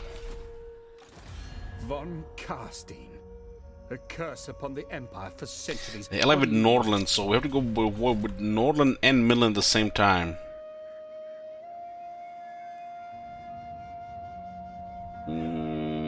That's fine.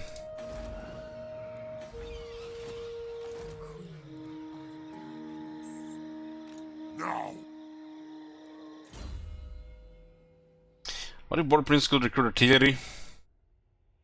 It's crazy talk. They get mortars. You mean what if they could recruit Hellstorm rocket batteries? They do have a building for artillery, but it does nothing on the higher tier, and they build it anyways. Instead of just capping them to a lower tier, they let them build it. I mean, they can build Menagerie and doesn't do anything for this faction. Look at this.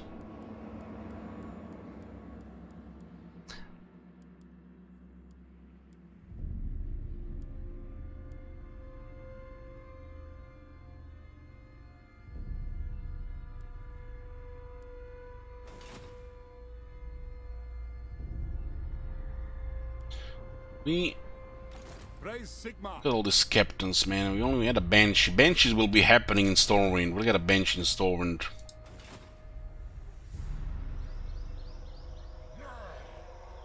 That's the thing, even in the old Total Wars, some of these minor factions that are, you know, not fleshed out, they can upgrade things, but they don't get anything on it.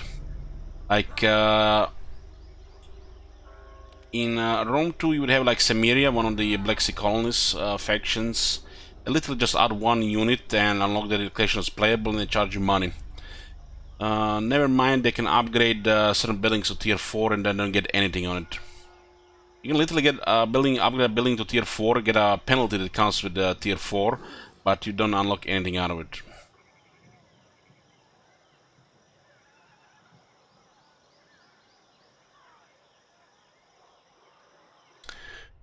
He actually asked why can Border Princes build Foundry if it doesn't do anything for them.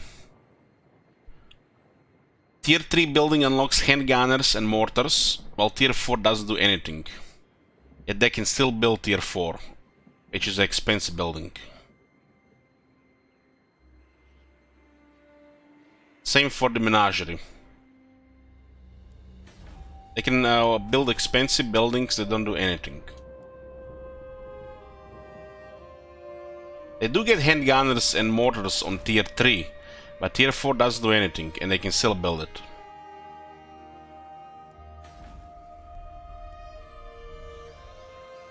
You dare. So we're getting 2 enemies here, which can bring even more enemies, but it's time. It's time for this. It's time to get into Middle End. Isabella needs targets.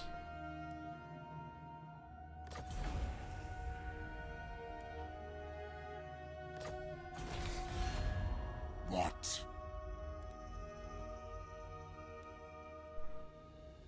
Yak, excuse the tomb bread. So we added 2 more enemies now. Midland and Nordland. What do you want? And we have probably half the military all the Minnesdag. We got some heavy cavalry. Massacre them!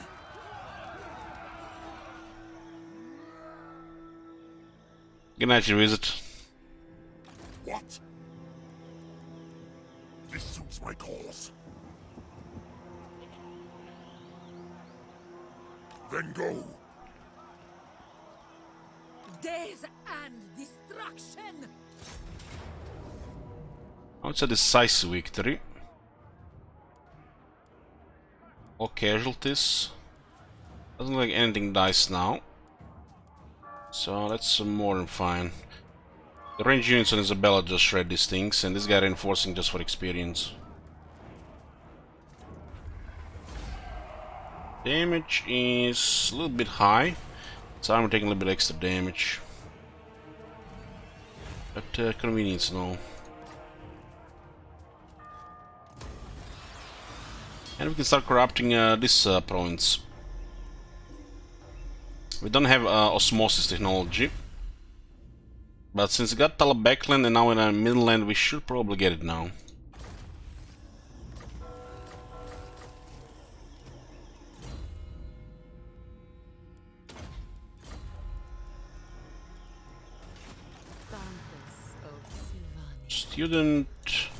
Student. My will alone. Some public order. Some public order and a student.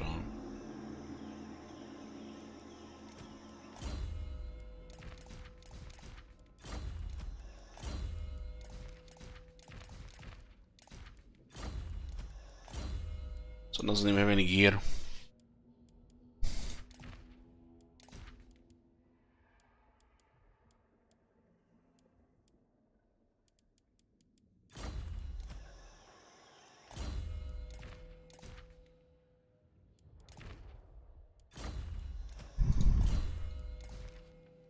There's a one of jet here available.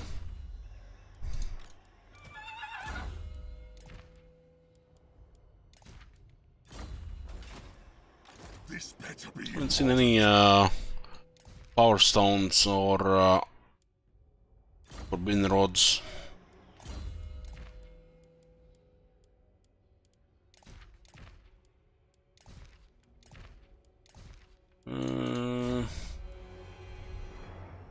It's fine for this guy to get this one here. What's this one here? Armor, silver, steel. It's fine. Bring me flesh to craft.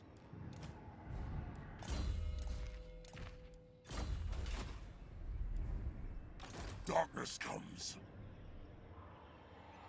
There's an army of 18 or 19 units in one of these cities, either Weisman or the Mindenheim. I don't really want to hit Mindenheim unless it's tier 5, but we not have that option.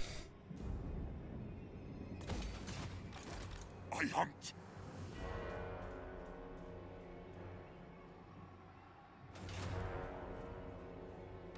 Descendant of the How far is this city away? This is with 30% extra movement though. Countess of Sylvania. They could have a movement thingy as there as well. My bloodline calls. We need to get more information where they are. Dance I need to for give them God. any chance for anything. What do you want? You need me? Oh look, it's Isabella here, just some skeletons and bats. Oh no, what will we do when a mean big Empire army comes around?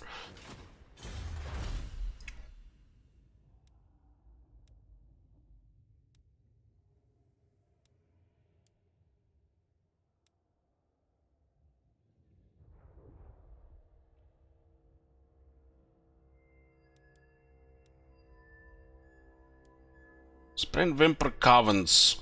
+1 corruption in adjacent provinces for all the provinces. It's gonna be a lot of corruption everywhere. We can also get this extra +10 on top of everything, minimize some RNG, bad RNG in our side, especially as we meet other factions. The world is expanding now. We're pretty much the Empire is here, the old world, but we're also now gonna be seeing other factions around.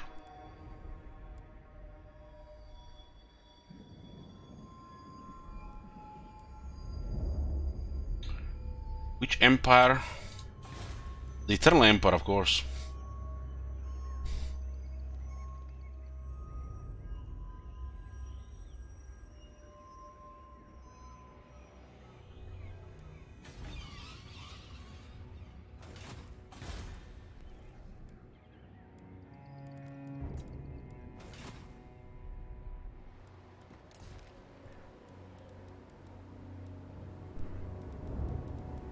One more kiss.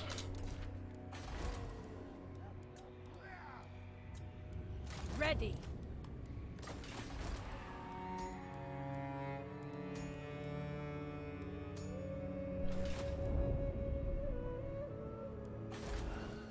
So Reichling is very good now until we hit tier 4. Wissenburg Wall. It's getting there. It's almost fortified, which is fine. So we're preparing for tier 4 in West and East of Sylvania now. It's gonna be costly. They're gonna be 5. Probably gonna have a Lord Keeper on board when they hit 4. 6 Lord Keepers. Maybe I get a 7 in the process from the vampires. We're looking for more.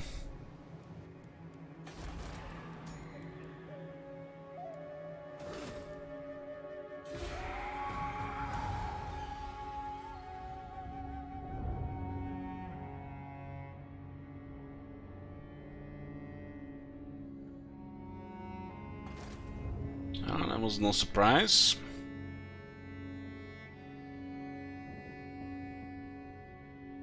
There's a big army with Gromerdal. Mumford is ignoring Karakadrin. That's not good. We're gonna have to raise it.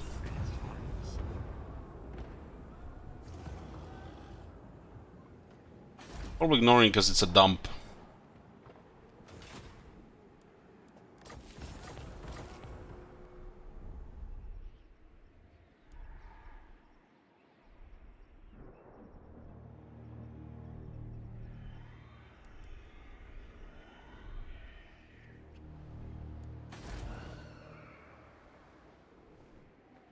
Never. Lich Master.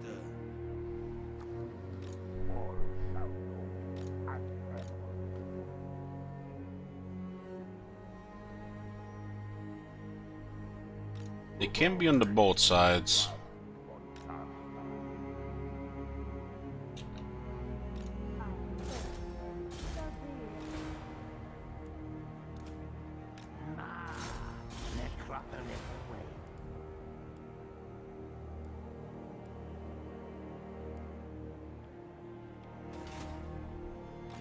Welcome to my court.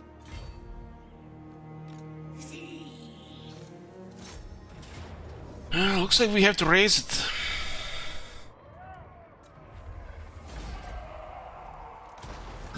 No, he's not going for it because it's a dump. Unless it's like tier 2, I think he's gonna go prioritize it.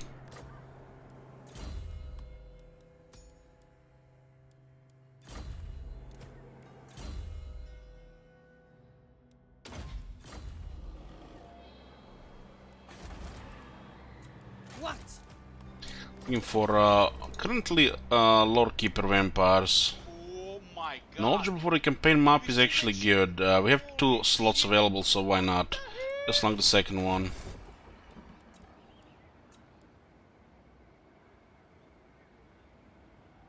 Yes? That's fine. Get a spy. Hey, Yazrik.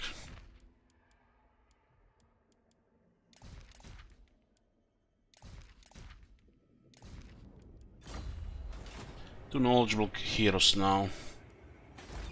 Okay, we're starting our first tier 4 construction turn 53.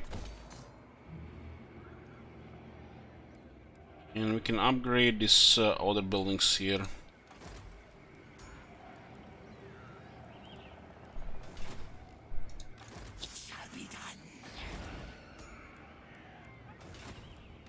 Now? Dance macabre. As you command. Necropolis awaits. Strike out. Ready. Then go. More mausoleums to defile.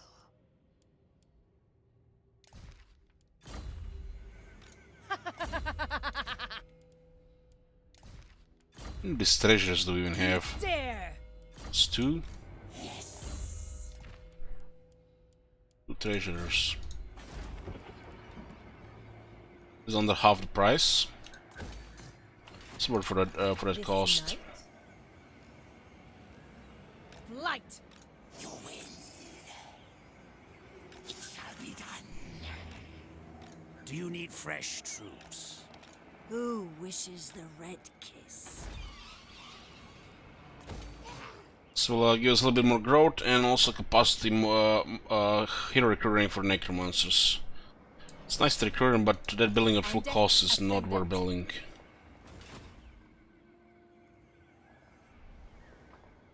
Mumford will take Karakadr now before the Skaven.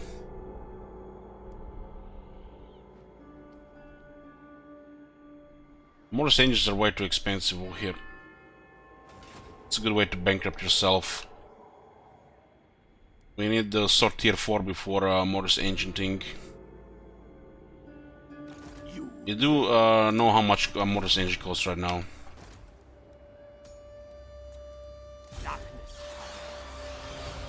$925 per turn. That is ridiculous cost.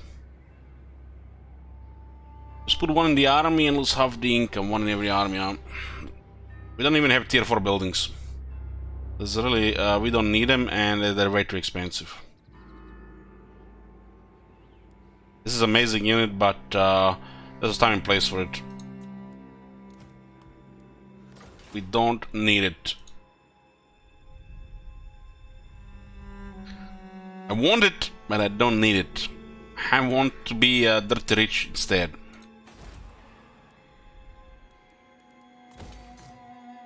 That infrastructure, when it hits efficiently on tier 4 and tier 5, is gonna be beautiful. It's gonna be partially thanks to Mortis Ancient in the game. Just a small part of it, maybe like 15%. Got 36 elements right now.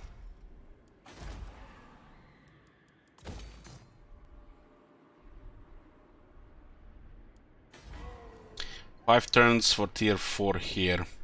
We'll immediately build the Vampire Crypts and the Forbidden Library at under half the price. And this is gonna be a big income increase. Over 1,000 turn, even without technologies. This building is, will pay itself in no time since they've been built by the Lord Keepers. Join me for dinner. And then a scout here. They're probably gonna target the Brass Keep, but that's fine. I'm gonna dismantle him from the bottom. This better be important. We are in agreement. I would guess, since the movement, it does make sense the Middenheim is garrisoned and not Weismund. Isabella has enough movement to reach Middenheim. He does have plus 34% right now. 39%.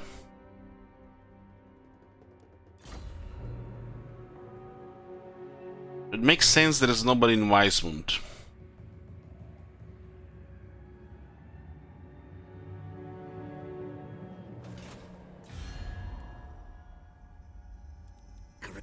Excuse the tomb. Yes? So? Can we actually see if anybody has no enemies right now? Valiant Lord. But it's been pretty busy this What, to campaign. battle? To war! Oh, correct. If we resume their war with the Battle Legion, probably just gonna eyeball each other for the eternity. You want to die now? Or when my eyes eye do the trolling? This is actually a pretty good thing if he accepts. Might lock him in the north. Can't! I don't want to pay more than 4,000 for that. Maybe if we beat one of the Northern's armies, he'll join. Twist, bend, mangle, expect me hungry. You thing, meat flesh, eat you thing.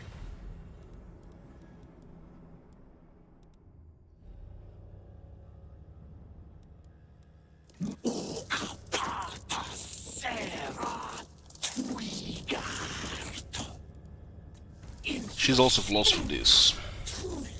Anyways, let's make an attack on Weismund here. Drink their life force. I'll have your soul. Due to good public order here, we have vision here. So the army is in Middenheim. My will alone. Do they have anti-vampire technology? I didn't even check. They do not. Not only that, they do not have armor technology or any of the literally any infantry technologies. It's a little bit strange. They went for the cavalry and artillery though. None shall live. Attacking Middenheim makes a lot of sense.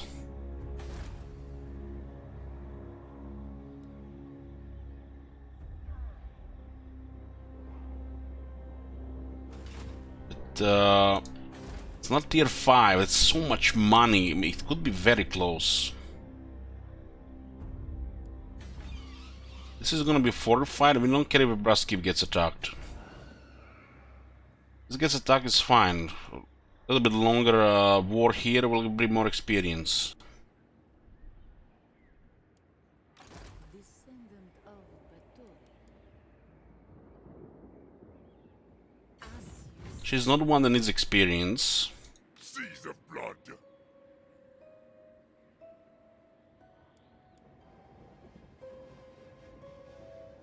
Wipe them out. Does look like quite a bit of casualties here. It's a shame this guy is in the settlement and we're gonna get a pile here. Destroy them.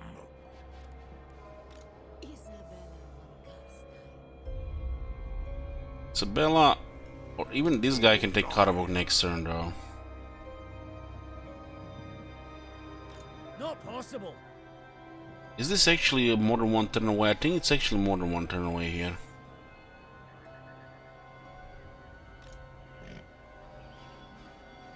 This is what? Karabok, Weismund.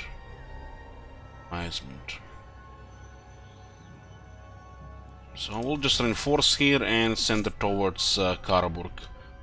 While we kind of bait him into this area here. So he gets a little bit extra experience fighting in the open, and then we'll take the cities. We don't know what is here, so just gotta be a little bit careful so there's no surprises. Sending a spy, but one is barely enough. I need like 2. What? We'll send her as well.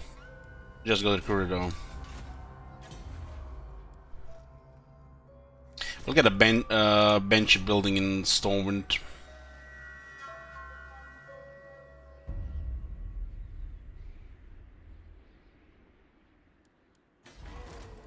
This is a pass for buildings, it's just a building, It's tier 5 for extra. Well, and get a spirit well. We'll drop the gallows.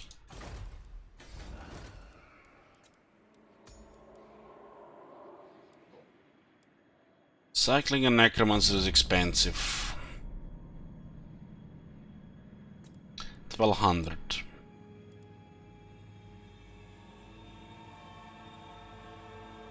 A devious necromancer in the area. Get a little bit of skisses ahead of time.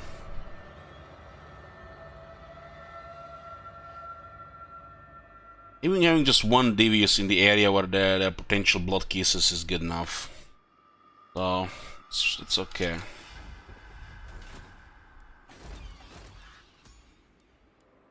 One devious or 2 devious with the agents is fine. So this is excellent for campaign skill. It's not just knowledgeable. You get devious, you get lore keeper.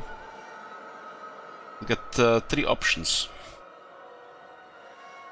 Depending what you need. It's good. Right now we could definitely use 1 devious.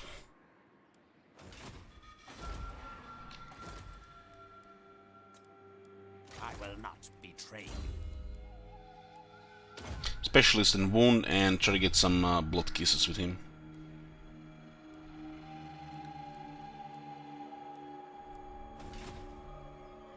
He will not just buff himself for the chance, but the other heroes in the region as well.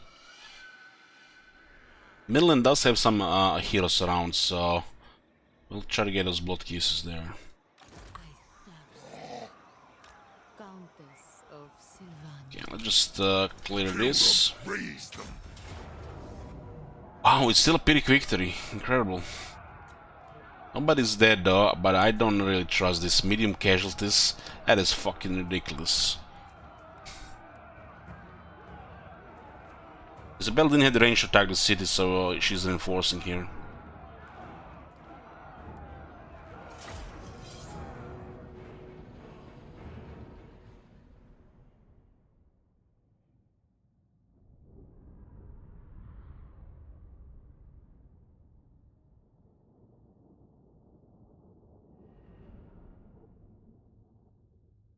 Remember I thought Wissingham was good? I still think Wissingham is good. The buildings are just expensive.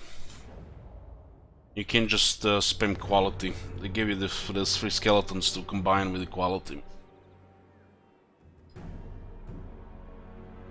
If you're bad at managing the treasury, it's definitely bad income. It's one of those things, you know, get good, not easy. What? Vampire! The dead are mine!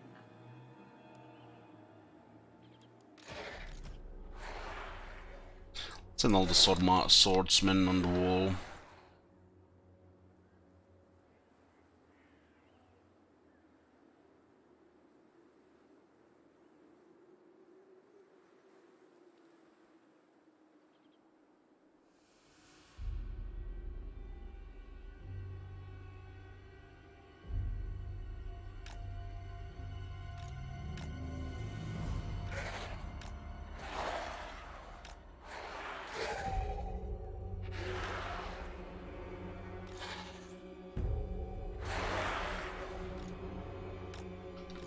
Send the flyers.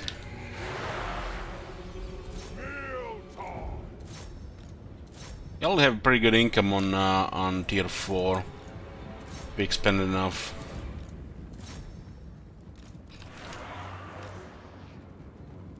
Nay! Nay! Nay! With haste! At once! Still my beating heart.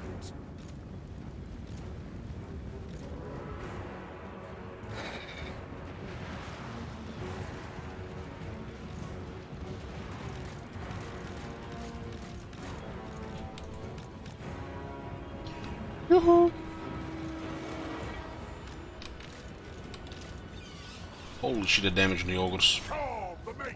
Hungry! These guns not joking around with those walls, shooting through the walls as well.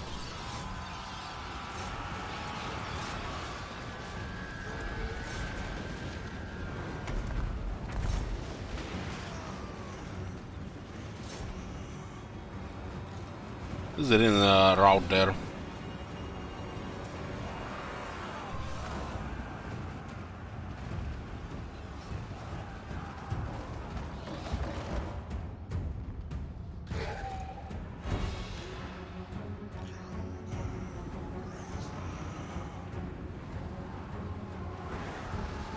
There's no need for Graveguard. Switching to quality too early is just a waste of income. We got the Graveguard with blood. And we just have just how much we need. We don't even need that many, but we got them. I did try to explain this whole system on the previous stream. You might just want to check it out in the second half. It's tough balancing it out, and some people just can't accept it that you have to balance it out. Just don't go for full quality too soon, or even extra quality too soon. Better get additional armor with just a few quality units. Vampires swarming since the free skeletons and not making quality armies. As you expand and unlock tier 4 and higher, then you start getting more quality. It's still extremely powerful, even without a Wind of Death.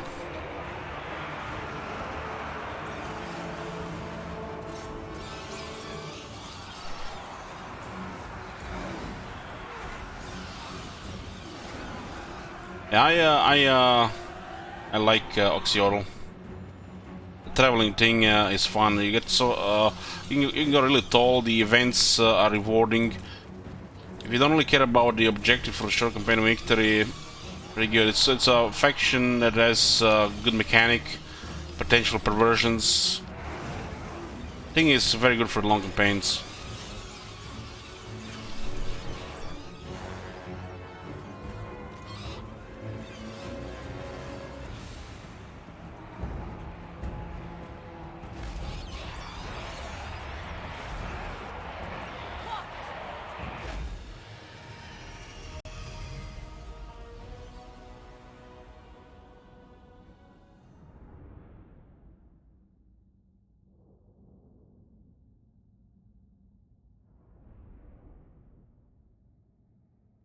The army that's supposed to be being the main armies have enough quality. This one army is just here to support Isabella in the area, so we have two armies. None of them, neither of them need more quality. They work just fine when they're together. They don't have to be together in the same battle, but if they're close, why not? In this area here, they split to clear the take out the trash. If there's a big army facing them, they fight together.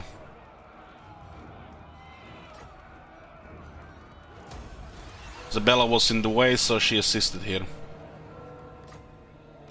But it's definitely time to add another quality unit to this army. This night. They do have unlimited host now.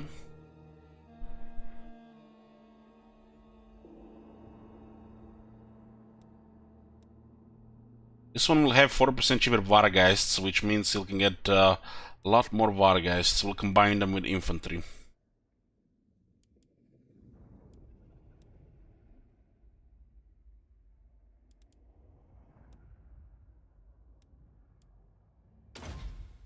Fell Nest. Summon my servants the bats, I have need of their talents. So, local region have cheaper forest chain buildings, faster construct, free bats. Mist form will buff his speed, buff the direwolves, and the third one is 4% cheaper up for Vargas. Once I now get brooding horrors, we'll just get some Vargas here. And we already have a very strong army. The characters are getting stronger and stronger. Characters pretty much are the core when they get very strong. The vampire heroes just like that. I'll go, this is a von Carstein bloodline, so cheaper Vargeists, then we'll get Vargeists. Just have to fight them in the pools or with some raise their pools to get them. You can also just add the devils unless you can't find any. Isabella will take Karabrook next. More mausoleums to defile. There's another timber area. So that's fort. We'll have additional 12% upkeep reduction for Vargeists. One timber, 2, 3, 4. 12% upkeep reduction for Vargeists, and the von Carstein bloodline has 40% upkeep reduction. Thus Vargeists will be 52% cheaper. Almost enough to counter the current penalty on the army increase from the diffusion of magic / supply lines. But yeah, we're gonna be adding some Vargeists here, replacing the skeleton warriors. Eventually a Graveguard or two, and it's gonna be Graveguard and Vargeists. What is the characters around with Master Engineer? It's a new thing. They gave him Master Engineer.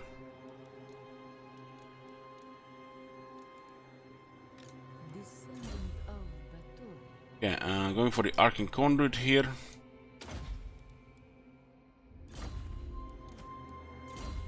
Arcane Conduit, beautiful.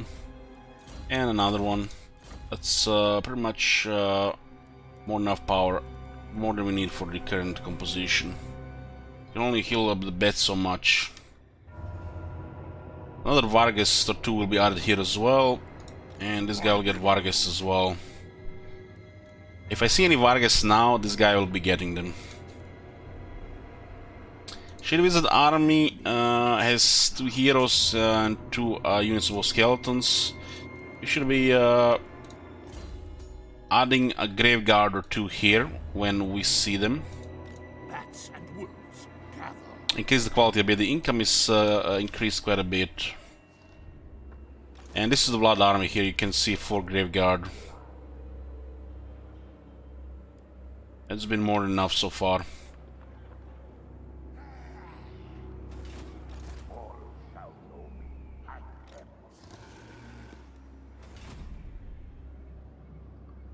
Soon I'll be all powerful.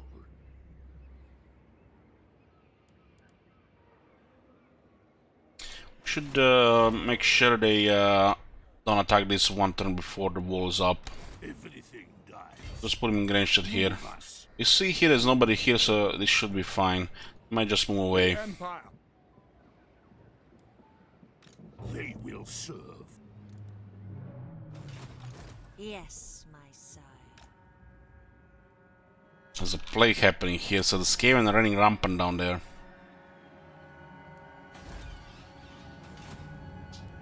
Still at 5 kisses. We haven't seen Boris yet.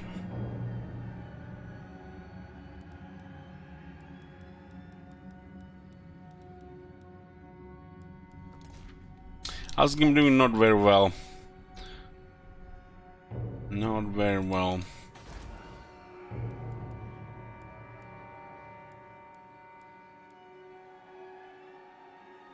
$65 growth here right now. Let's get the repression buildings here.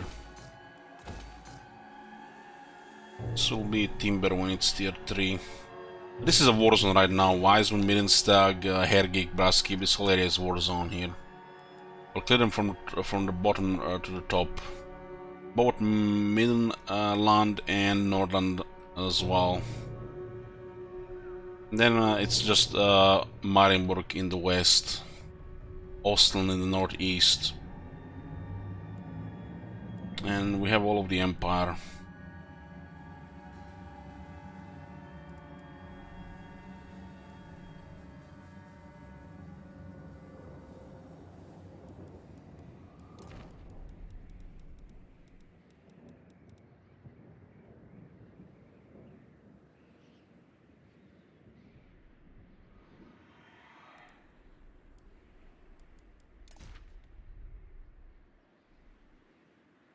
I will not betray you.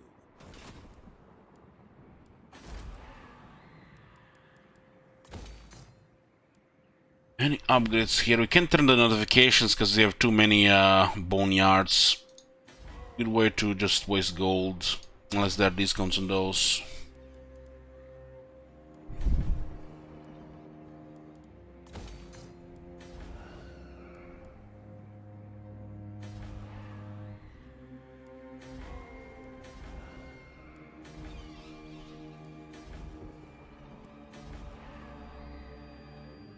Surprised the play hasn't spread here.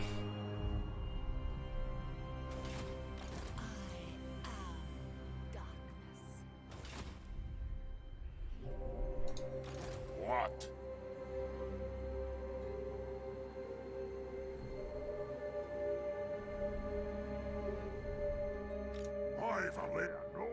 This area is currently exposed to an attack. Because blood is going around. We don't really care about the Zubar area, but we definitely have to defend this too.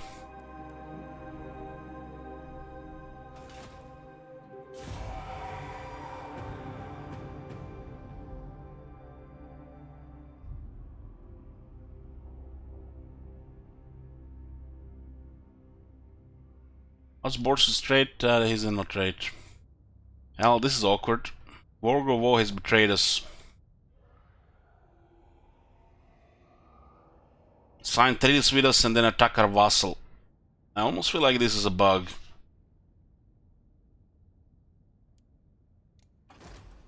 Well, they die now then. Ostermark is a war zone now. It's mostly tier 1, so it doesn't really matter.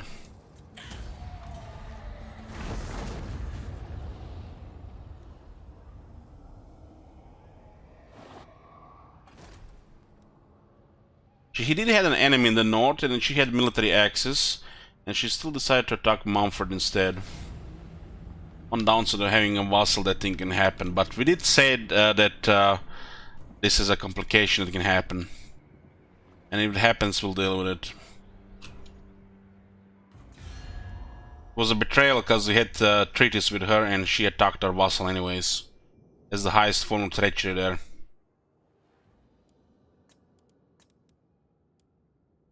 I don't think she actually understands the computer actually understands that what happens there. One of the reasons, like why the vassal system is flawed. That is probably bugged. I don't think they actually see me in the picture.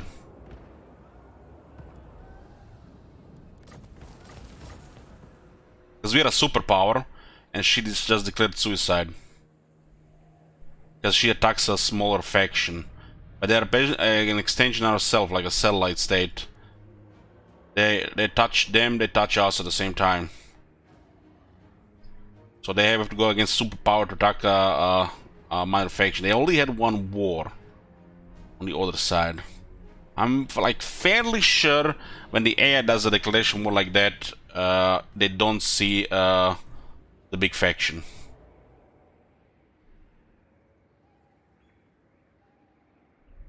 I don't think she saw us in the picture.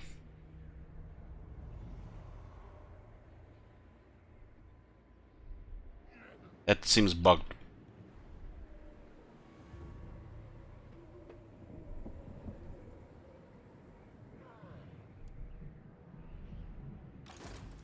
Because why would she do that? She's like, she's literally just a nobody here. And she really likes us. Installations are tenuous here, but they still work. That's like, we're clear and invisible. No respect for the treaties. We don't touch vassals of the superpowers, so we can just outnumber you 5 times.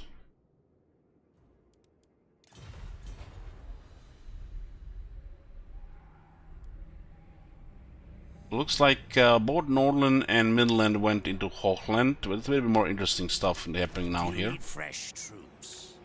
Oh, that was totally expected. Very good. So we have Talabekland and Ostermark war zones now as well. Thine right is mine. And Manfred seems to be ignoring Karakadrin. Welcome to my court. How's that gonna do that? I don't know, we haven't met him yet.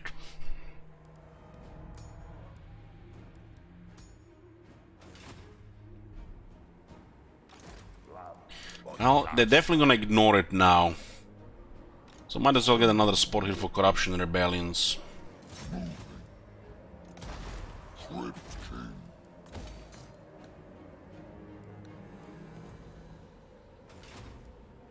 Your will.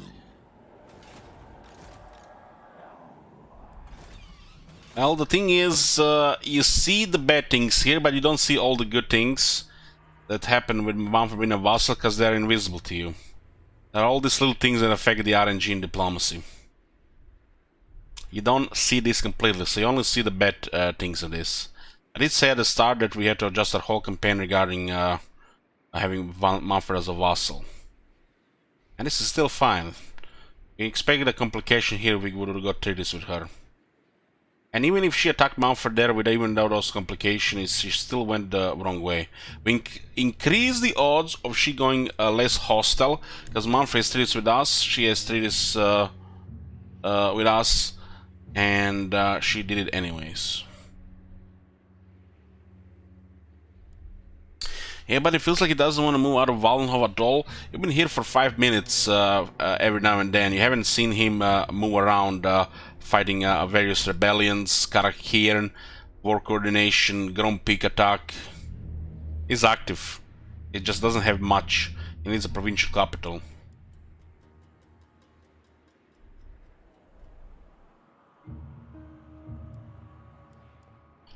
There's Mingdal Wongol Barak here. They were fighting Karakiran.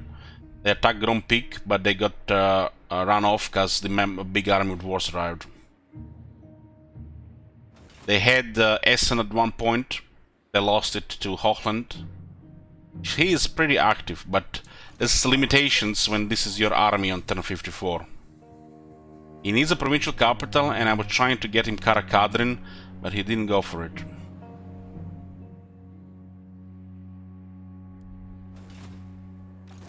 Not my first time working with Manfred. He's just working without Dragonhof though, so he has limited infrastructure and money.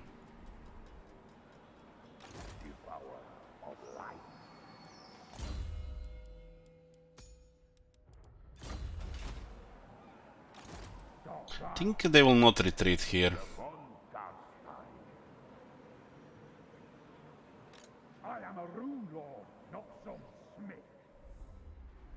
I told him to take Karakarn, but he ignored it because the settlement got wrecked. He did other stuff around. If the plague spreads into Griffinwood, would be actually really good. This place piece will require a proper army to attack. Okay, from 1 enemy we went to 4, but we have more than enough resources to deal with everybody here. It's just where we send the main armies. Some areas are just basically what I call declared war zones, and this is where the shit happens. The good stuff is still untouchable. Like, why do we care about Osama? Tier 1 right now, 3 settlements tier 1. This is a war zone. Wars happen here, sure, we'll send our guys, they'll get experience, they'll get stronger, they'll come out stronger from that war. Rebellions are limited. Army number 4, 5, 6, 7, they had nothing to do. We need more fighting, right? And now it's coming. Ideal, right? Yes, my sire.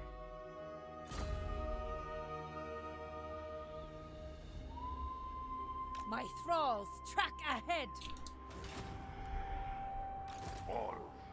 I think they will not retreat here. We have Scalus.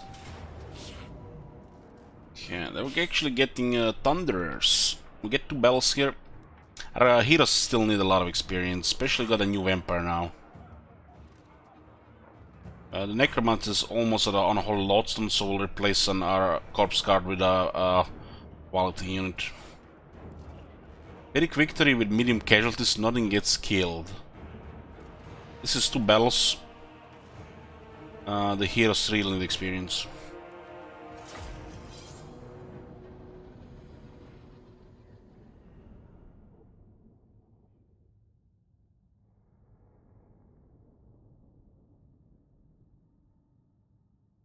And what Matlab said there as well. Exactly that. Easy to forget it's just turn 54, map looking like a 100 turn campaign. Exactly that. That's a massive amount of power. And this is Vlad. Who are we gonna kill first? I don't like these looks of Thunders. Let's go kill them first. So we're going to put our Graveguard into the core infantry here. And they have 2 great weapons, so we can debuff those. Vampire. We have Curse over years now. Curse of years, this situation probably saves you more health than even an evocation heck would heal. Because you're getting in a melee encounter there.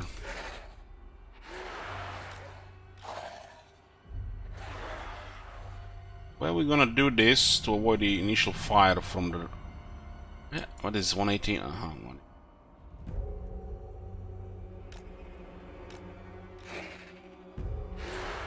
We want to avoid initial damage from the Thunderers. So these guys will not be first. Let them shoot the skeleton shields first. The Spearmen don't really have any purpose in this battle than just to mitigate some damage. We have a reserve, they don't, so we can rotate some infantry out.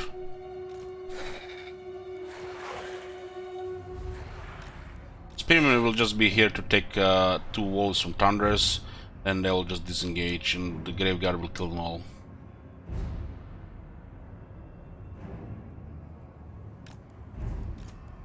Corpse cart. Fine.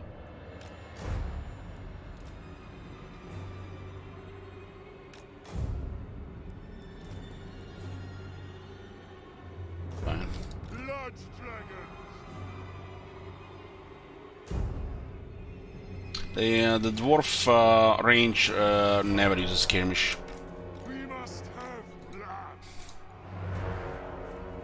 They try to disengage, but they never really use skirmish. Probably due to them being too slow. Von Carstein. Blood frenzy. Vampire. It is time. Good. Vlad von Carstein. Blood Knights. Darkness comes.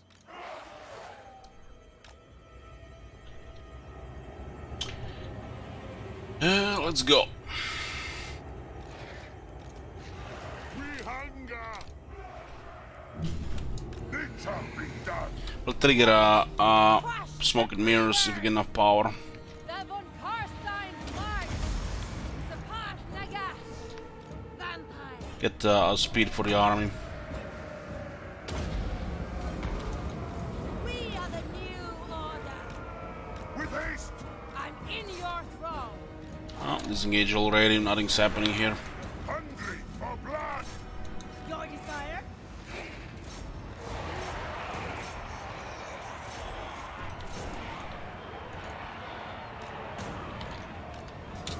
With haste!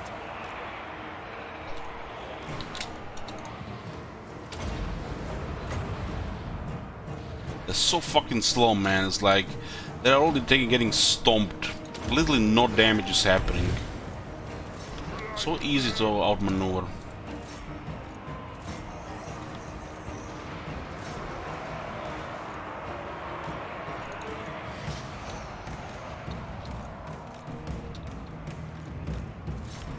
We literally take no damage here. We surpass Nagash.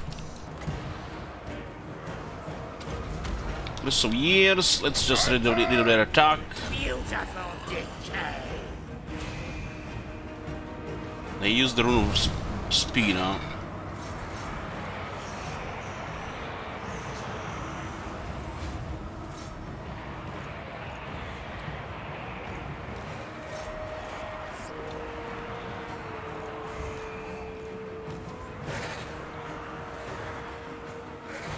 Man, the Graveguard only killed 90.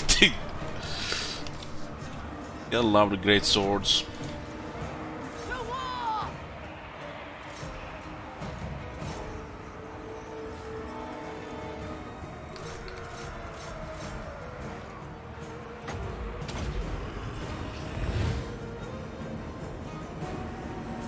Vampire! Blood frenzy! Necromancer.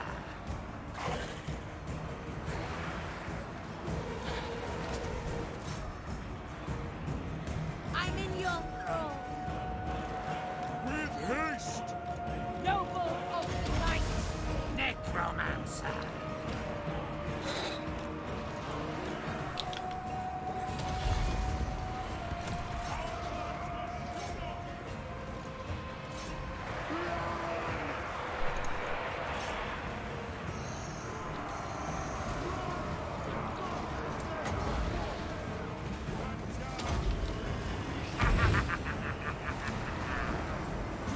How he now gets glued to that necromancer in the middle there. It's always impressive to see sometimes. Sometimes just a couple of those extra hits.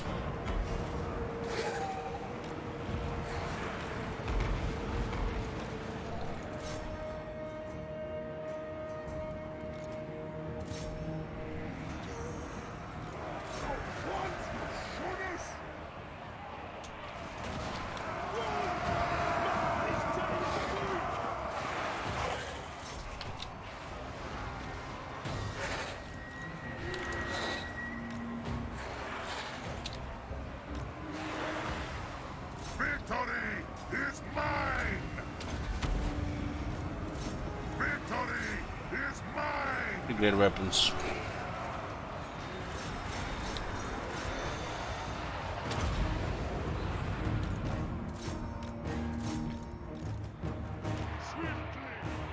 Knights to battle! Blood von Carstein! All life must Something also end! deal with that one.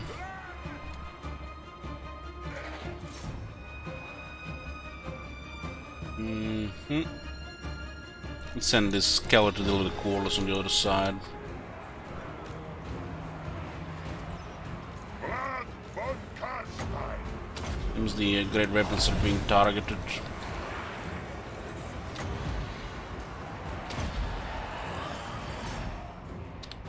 Blood dance! Don't see the projectiles cause the snow.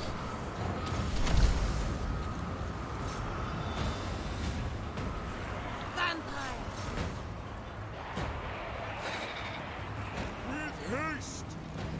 What a darkness reign! Do not shame your ancestors!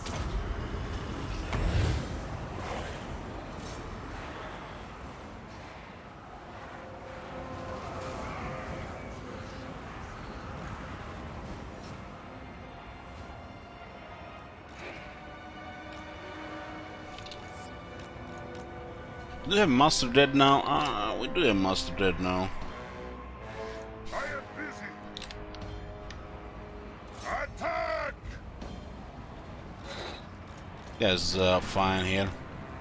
83 kills, 174 kills, 108, 100. These are all dwarves. Armored. Night has fallen. Leave them. Vlad von Carstein.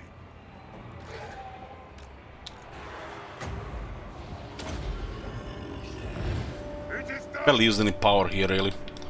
Should have casted some withering or something here. Maybe Occam's Mind Razor. Probably. This was a missed opportunity. Occam's Mind Razor was perfect there when we swarmed him. Order of the Bloodstragger.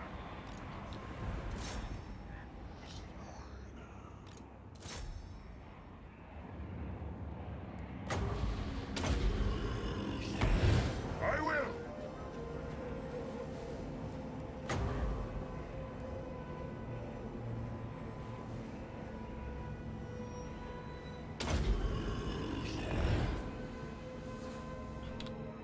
Vlad von Carstein. Bloodstarts. Swiftly. Battle cools. Feel my beating heart. Would have still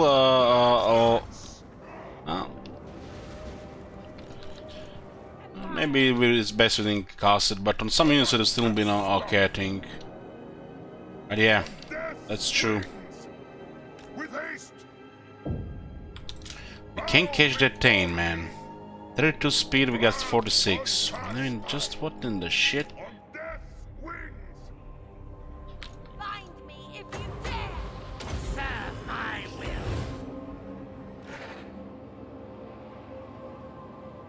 Kneel before your master. With haste.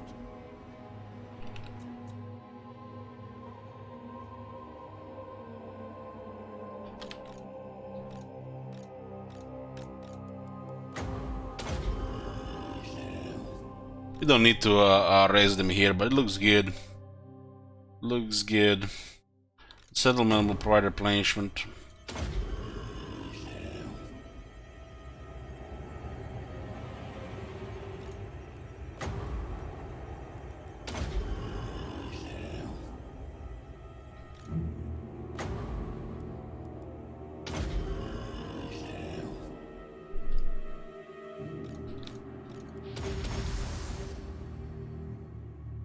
Eight-second cooldown on invocation.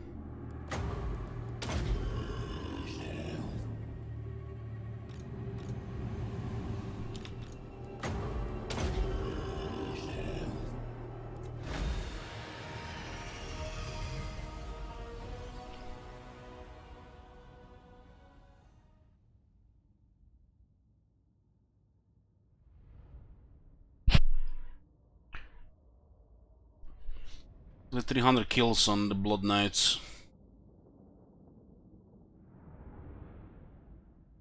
What does the money systems look like? We'll show. Wolfenholm looks bad because he built the armory and nothing. There's nothing to do there. It's just bad code. 1700 and another 800. Need the character experience.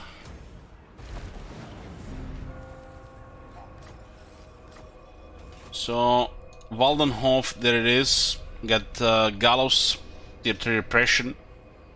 That makes sense. Abyssal Wood. Building for Wargeists. Acceptable. But it has Reliquary, which makes no sense at all. 10,000 Dark Magic building. And doesn't do anything here, really. They can recruit 2 high ranks on the skeletons, which he just raised dead here anyways. This is just bad code. And Migdal Wongel Barak got Boneyard and a Repression building. Boneyard is okay because he gets a hero capacity. If he builds one All here is very good, but this third slot, as long as there's not another red quad, it's fine. This is still 2 out of 4, 2 out of 3 is pretty good. Makes sense. This one is just bad code.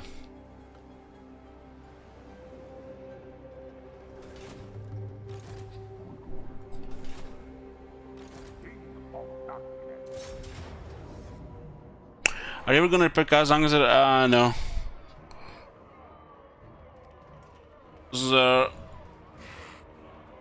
I mean, I could repair it now. Maybe it makes the Battle Prince attack.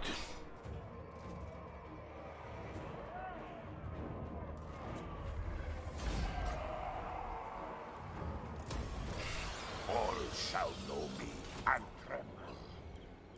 The von Carstein. 24 dwarf warriors survive somehow. The world drown. It's a die situation.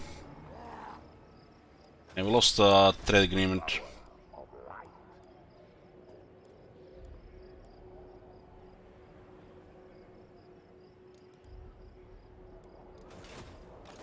Blood von Carstein. Gotta deal with Draika. We're gonna have to send 2 armies here at least, if not 3. He has quality stuff and Master Garrison Griffin Wood.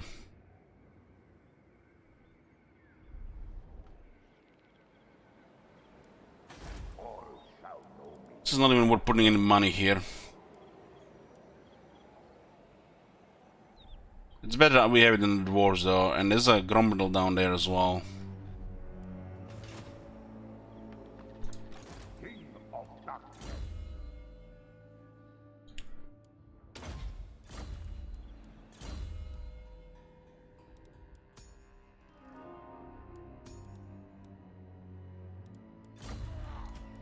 Okay.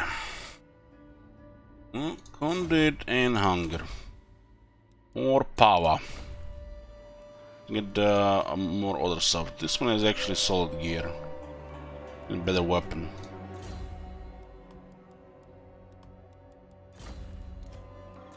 Unholy Lodestone the Necro. Scouting at this point. We got even a hard chance to find items now.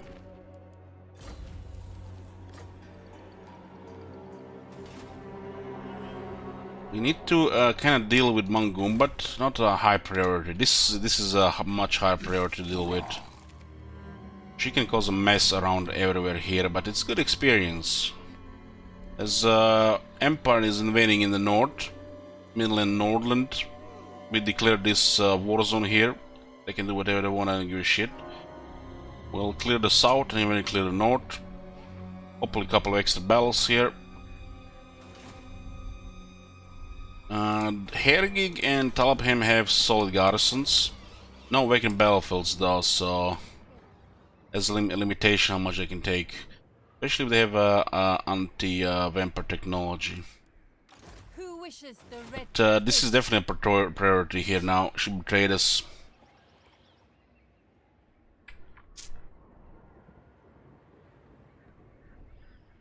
Nothing really, I mean, I guess the Needling would be the worst place to lose to her. The tier 3 cities are expensive to build up once. They will serve. I'll send Shirley to the north when this is built up. 1350, this is 160 income per turn. It's actually not 160 because the mountains. It's 15% less. There's really no point doing this. This is just a money sink. It's not even guaranteed it's gonna get fortified, and if it does, it's easily gonna be taken, even with the full garrison. Even with full garrison, there's gonna be 2 armies attacking us. This one can only be defended if we take the border princess or send 2 armies down here to 1 army down here.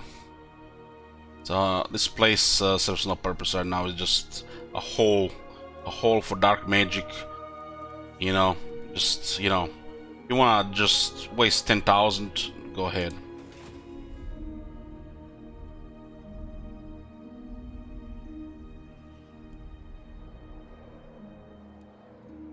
the fact this has no garrison, 0 garrison, it also lowers the desire to be attacked by pretty much anybody. The fact it's ruined as well. Generating a little bit money, but upgrading this would cost 2700, 5400, 2000, 4000. It's not guaranteed it's even gonna go up. This garrison can be enhanced with a vacant battlefield, and they're just gonna send 2 armies to take it. Not really worth doing anything about that. We're gonna be dealing with Draika now and Northern Midland, and I don't want to go Gumbad now. Gumbad is cancelled. We need to deal with Griffinwood. Vlad is close to rank 30, which will give us a lightning strike. Instead of going conduit, I went for the lightning strike here. We already had to spend extra 2 skills here for this one. Having 1 lightning strike is good, especially for chaos.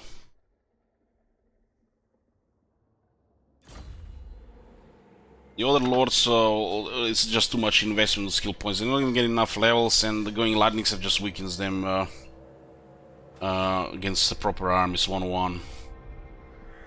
Like this guy, for example, he needs so many skills. Just going this first just delays everything. Having 1 lightning strike like Vlad there is good. Isabella is in the second stage, in the second area, so it's better to get a conduit there. Vlad von Carstein. The von Carstein. Okay, we're gonna clear Karburg, Black Pit, and then Mindenheim. Hopefully by the time we reach Mindenheim, then it's gonna be tier 5, but if it's not, it's just gonna flip to tier 3 instead of tier 4. We'll clear Midland, Nordland, and we're probably gonna have to clear both Lorne Forest and the Griffinwood. We have Manfred as a vassal, so diplomacy with this faction is it can never be stable. That's what happens when you have a vassal. You can only have them really. It's like you don't exist when these peasant factions declare war on you, on your vassal. She already had an enemy and she just makes no sense. They're probably gonna have to clear both Wood Elves. I didn't keep Malekith alive. Could have been some different RNG building up to this turn, and we could have just had smooth diplomacy, even alliance with Draika, and she would have help us with buffer and maybe even clear some of the chaos. But it is what it is. We're keeping Mumford around even if it hurts us. It's not ideal to keep Mumford around, but it's something else. Like I said, the whole campaign have to be adjusted by having a vassal. Literally, diplomacy that might look ideal, it's not, because they might still attack Sylvania because they might be in a weak spot, string 84, because they don't see you. They don't see you. And even if you're a superpower and they like you, they might still attack Sylvania anyways. I'm fairly sure it's bugged. But knowing that, you just keep them as a liability. Things can backfire with all the diplomacy, but she betrayed us. We did not betray her. Her ability rating is very high. She did the highest treachery possible there, really, attacking Mumford. But I don't think the AI sees me in this picture when she attacked Mumford. You can't comfort vassals. You have to cancel a vassal to do first. Now attends to me.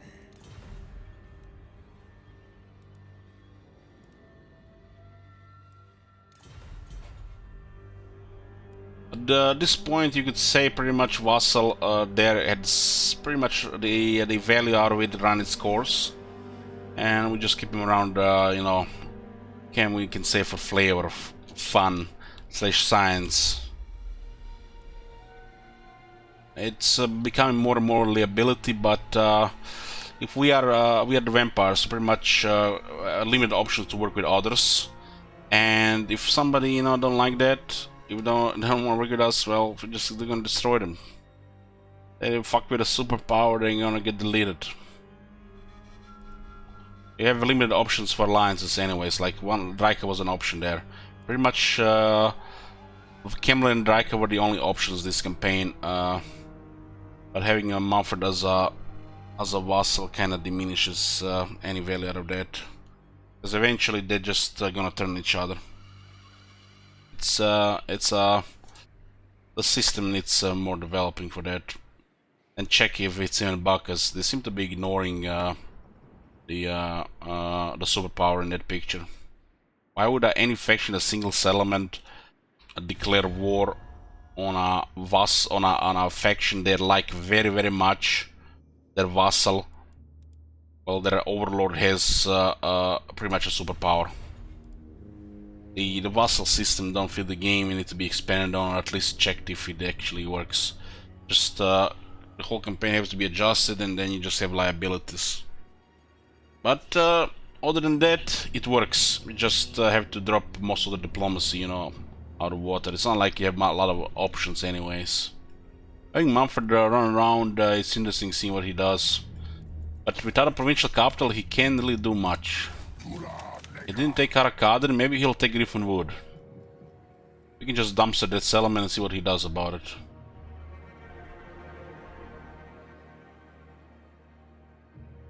Does Breaking Master a 3D ruin reputation? The 3D only been lasting for many turns. If it passes 10 turns, you can break it without rehabilitating penalty, but he'll dislike it to the point he may declare war immediately. It's almost like breaking a military alliance. The other faction really hates it. You can probably get, still confederate him by breaking vassal treaty here. Just put a little bit of effort into it, but we don't care at this point. We'll just keep him a vassal for the rest of the campaign, even if it's a detriment to us. We'll just, you know, it's gonna be just, you know, fun part of the campaign to see, or you know, rule / handicap / flavor, whatever you want to call it. It's not good, and it wasn't bad initially. Pretty much. Ooh, they have a big garrison here. Okay, this is where we're gonna save, and we're gonna continue next time, boys. Not sure what's gonna be tomorrow, but this campaign is gonna be a long one, and plenty to go. Currently at 11 provinces. We got 38 settlements, 1054. Income is good, armies are solid, and we're just dealing with multiple factions now at the same time, which will also mean lots of expansion in our near future as well. Thanks for watching. Good night.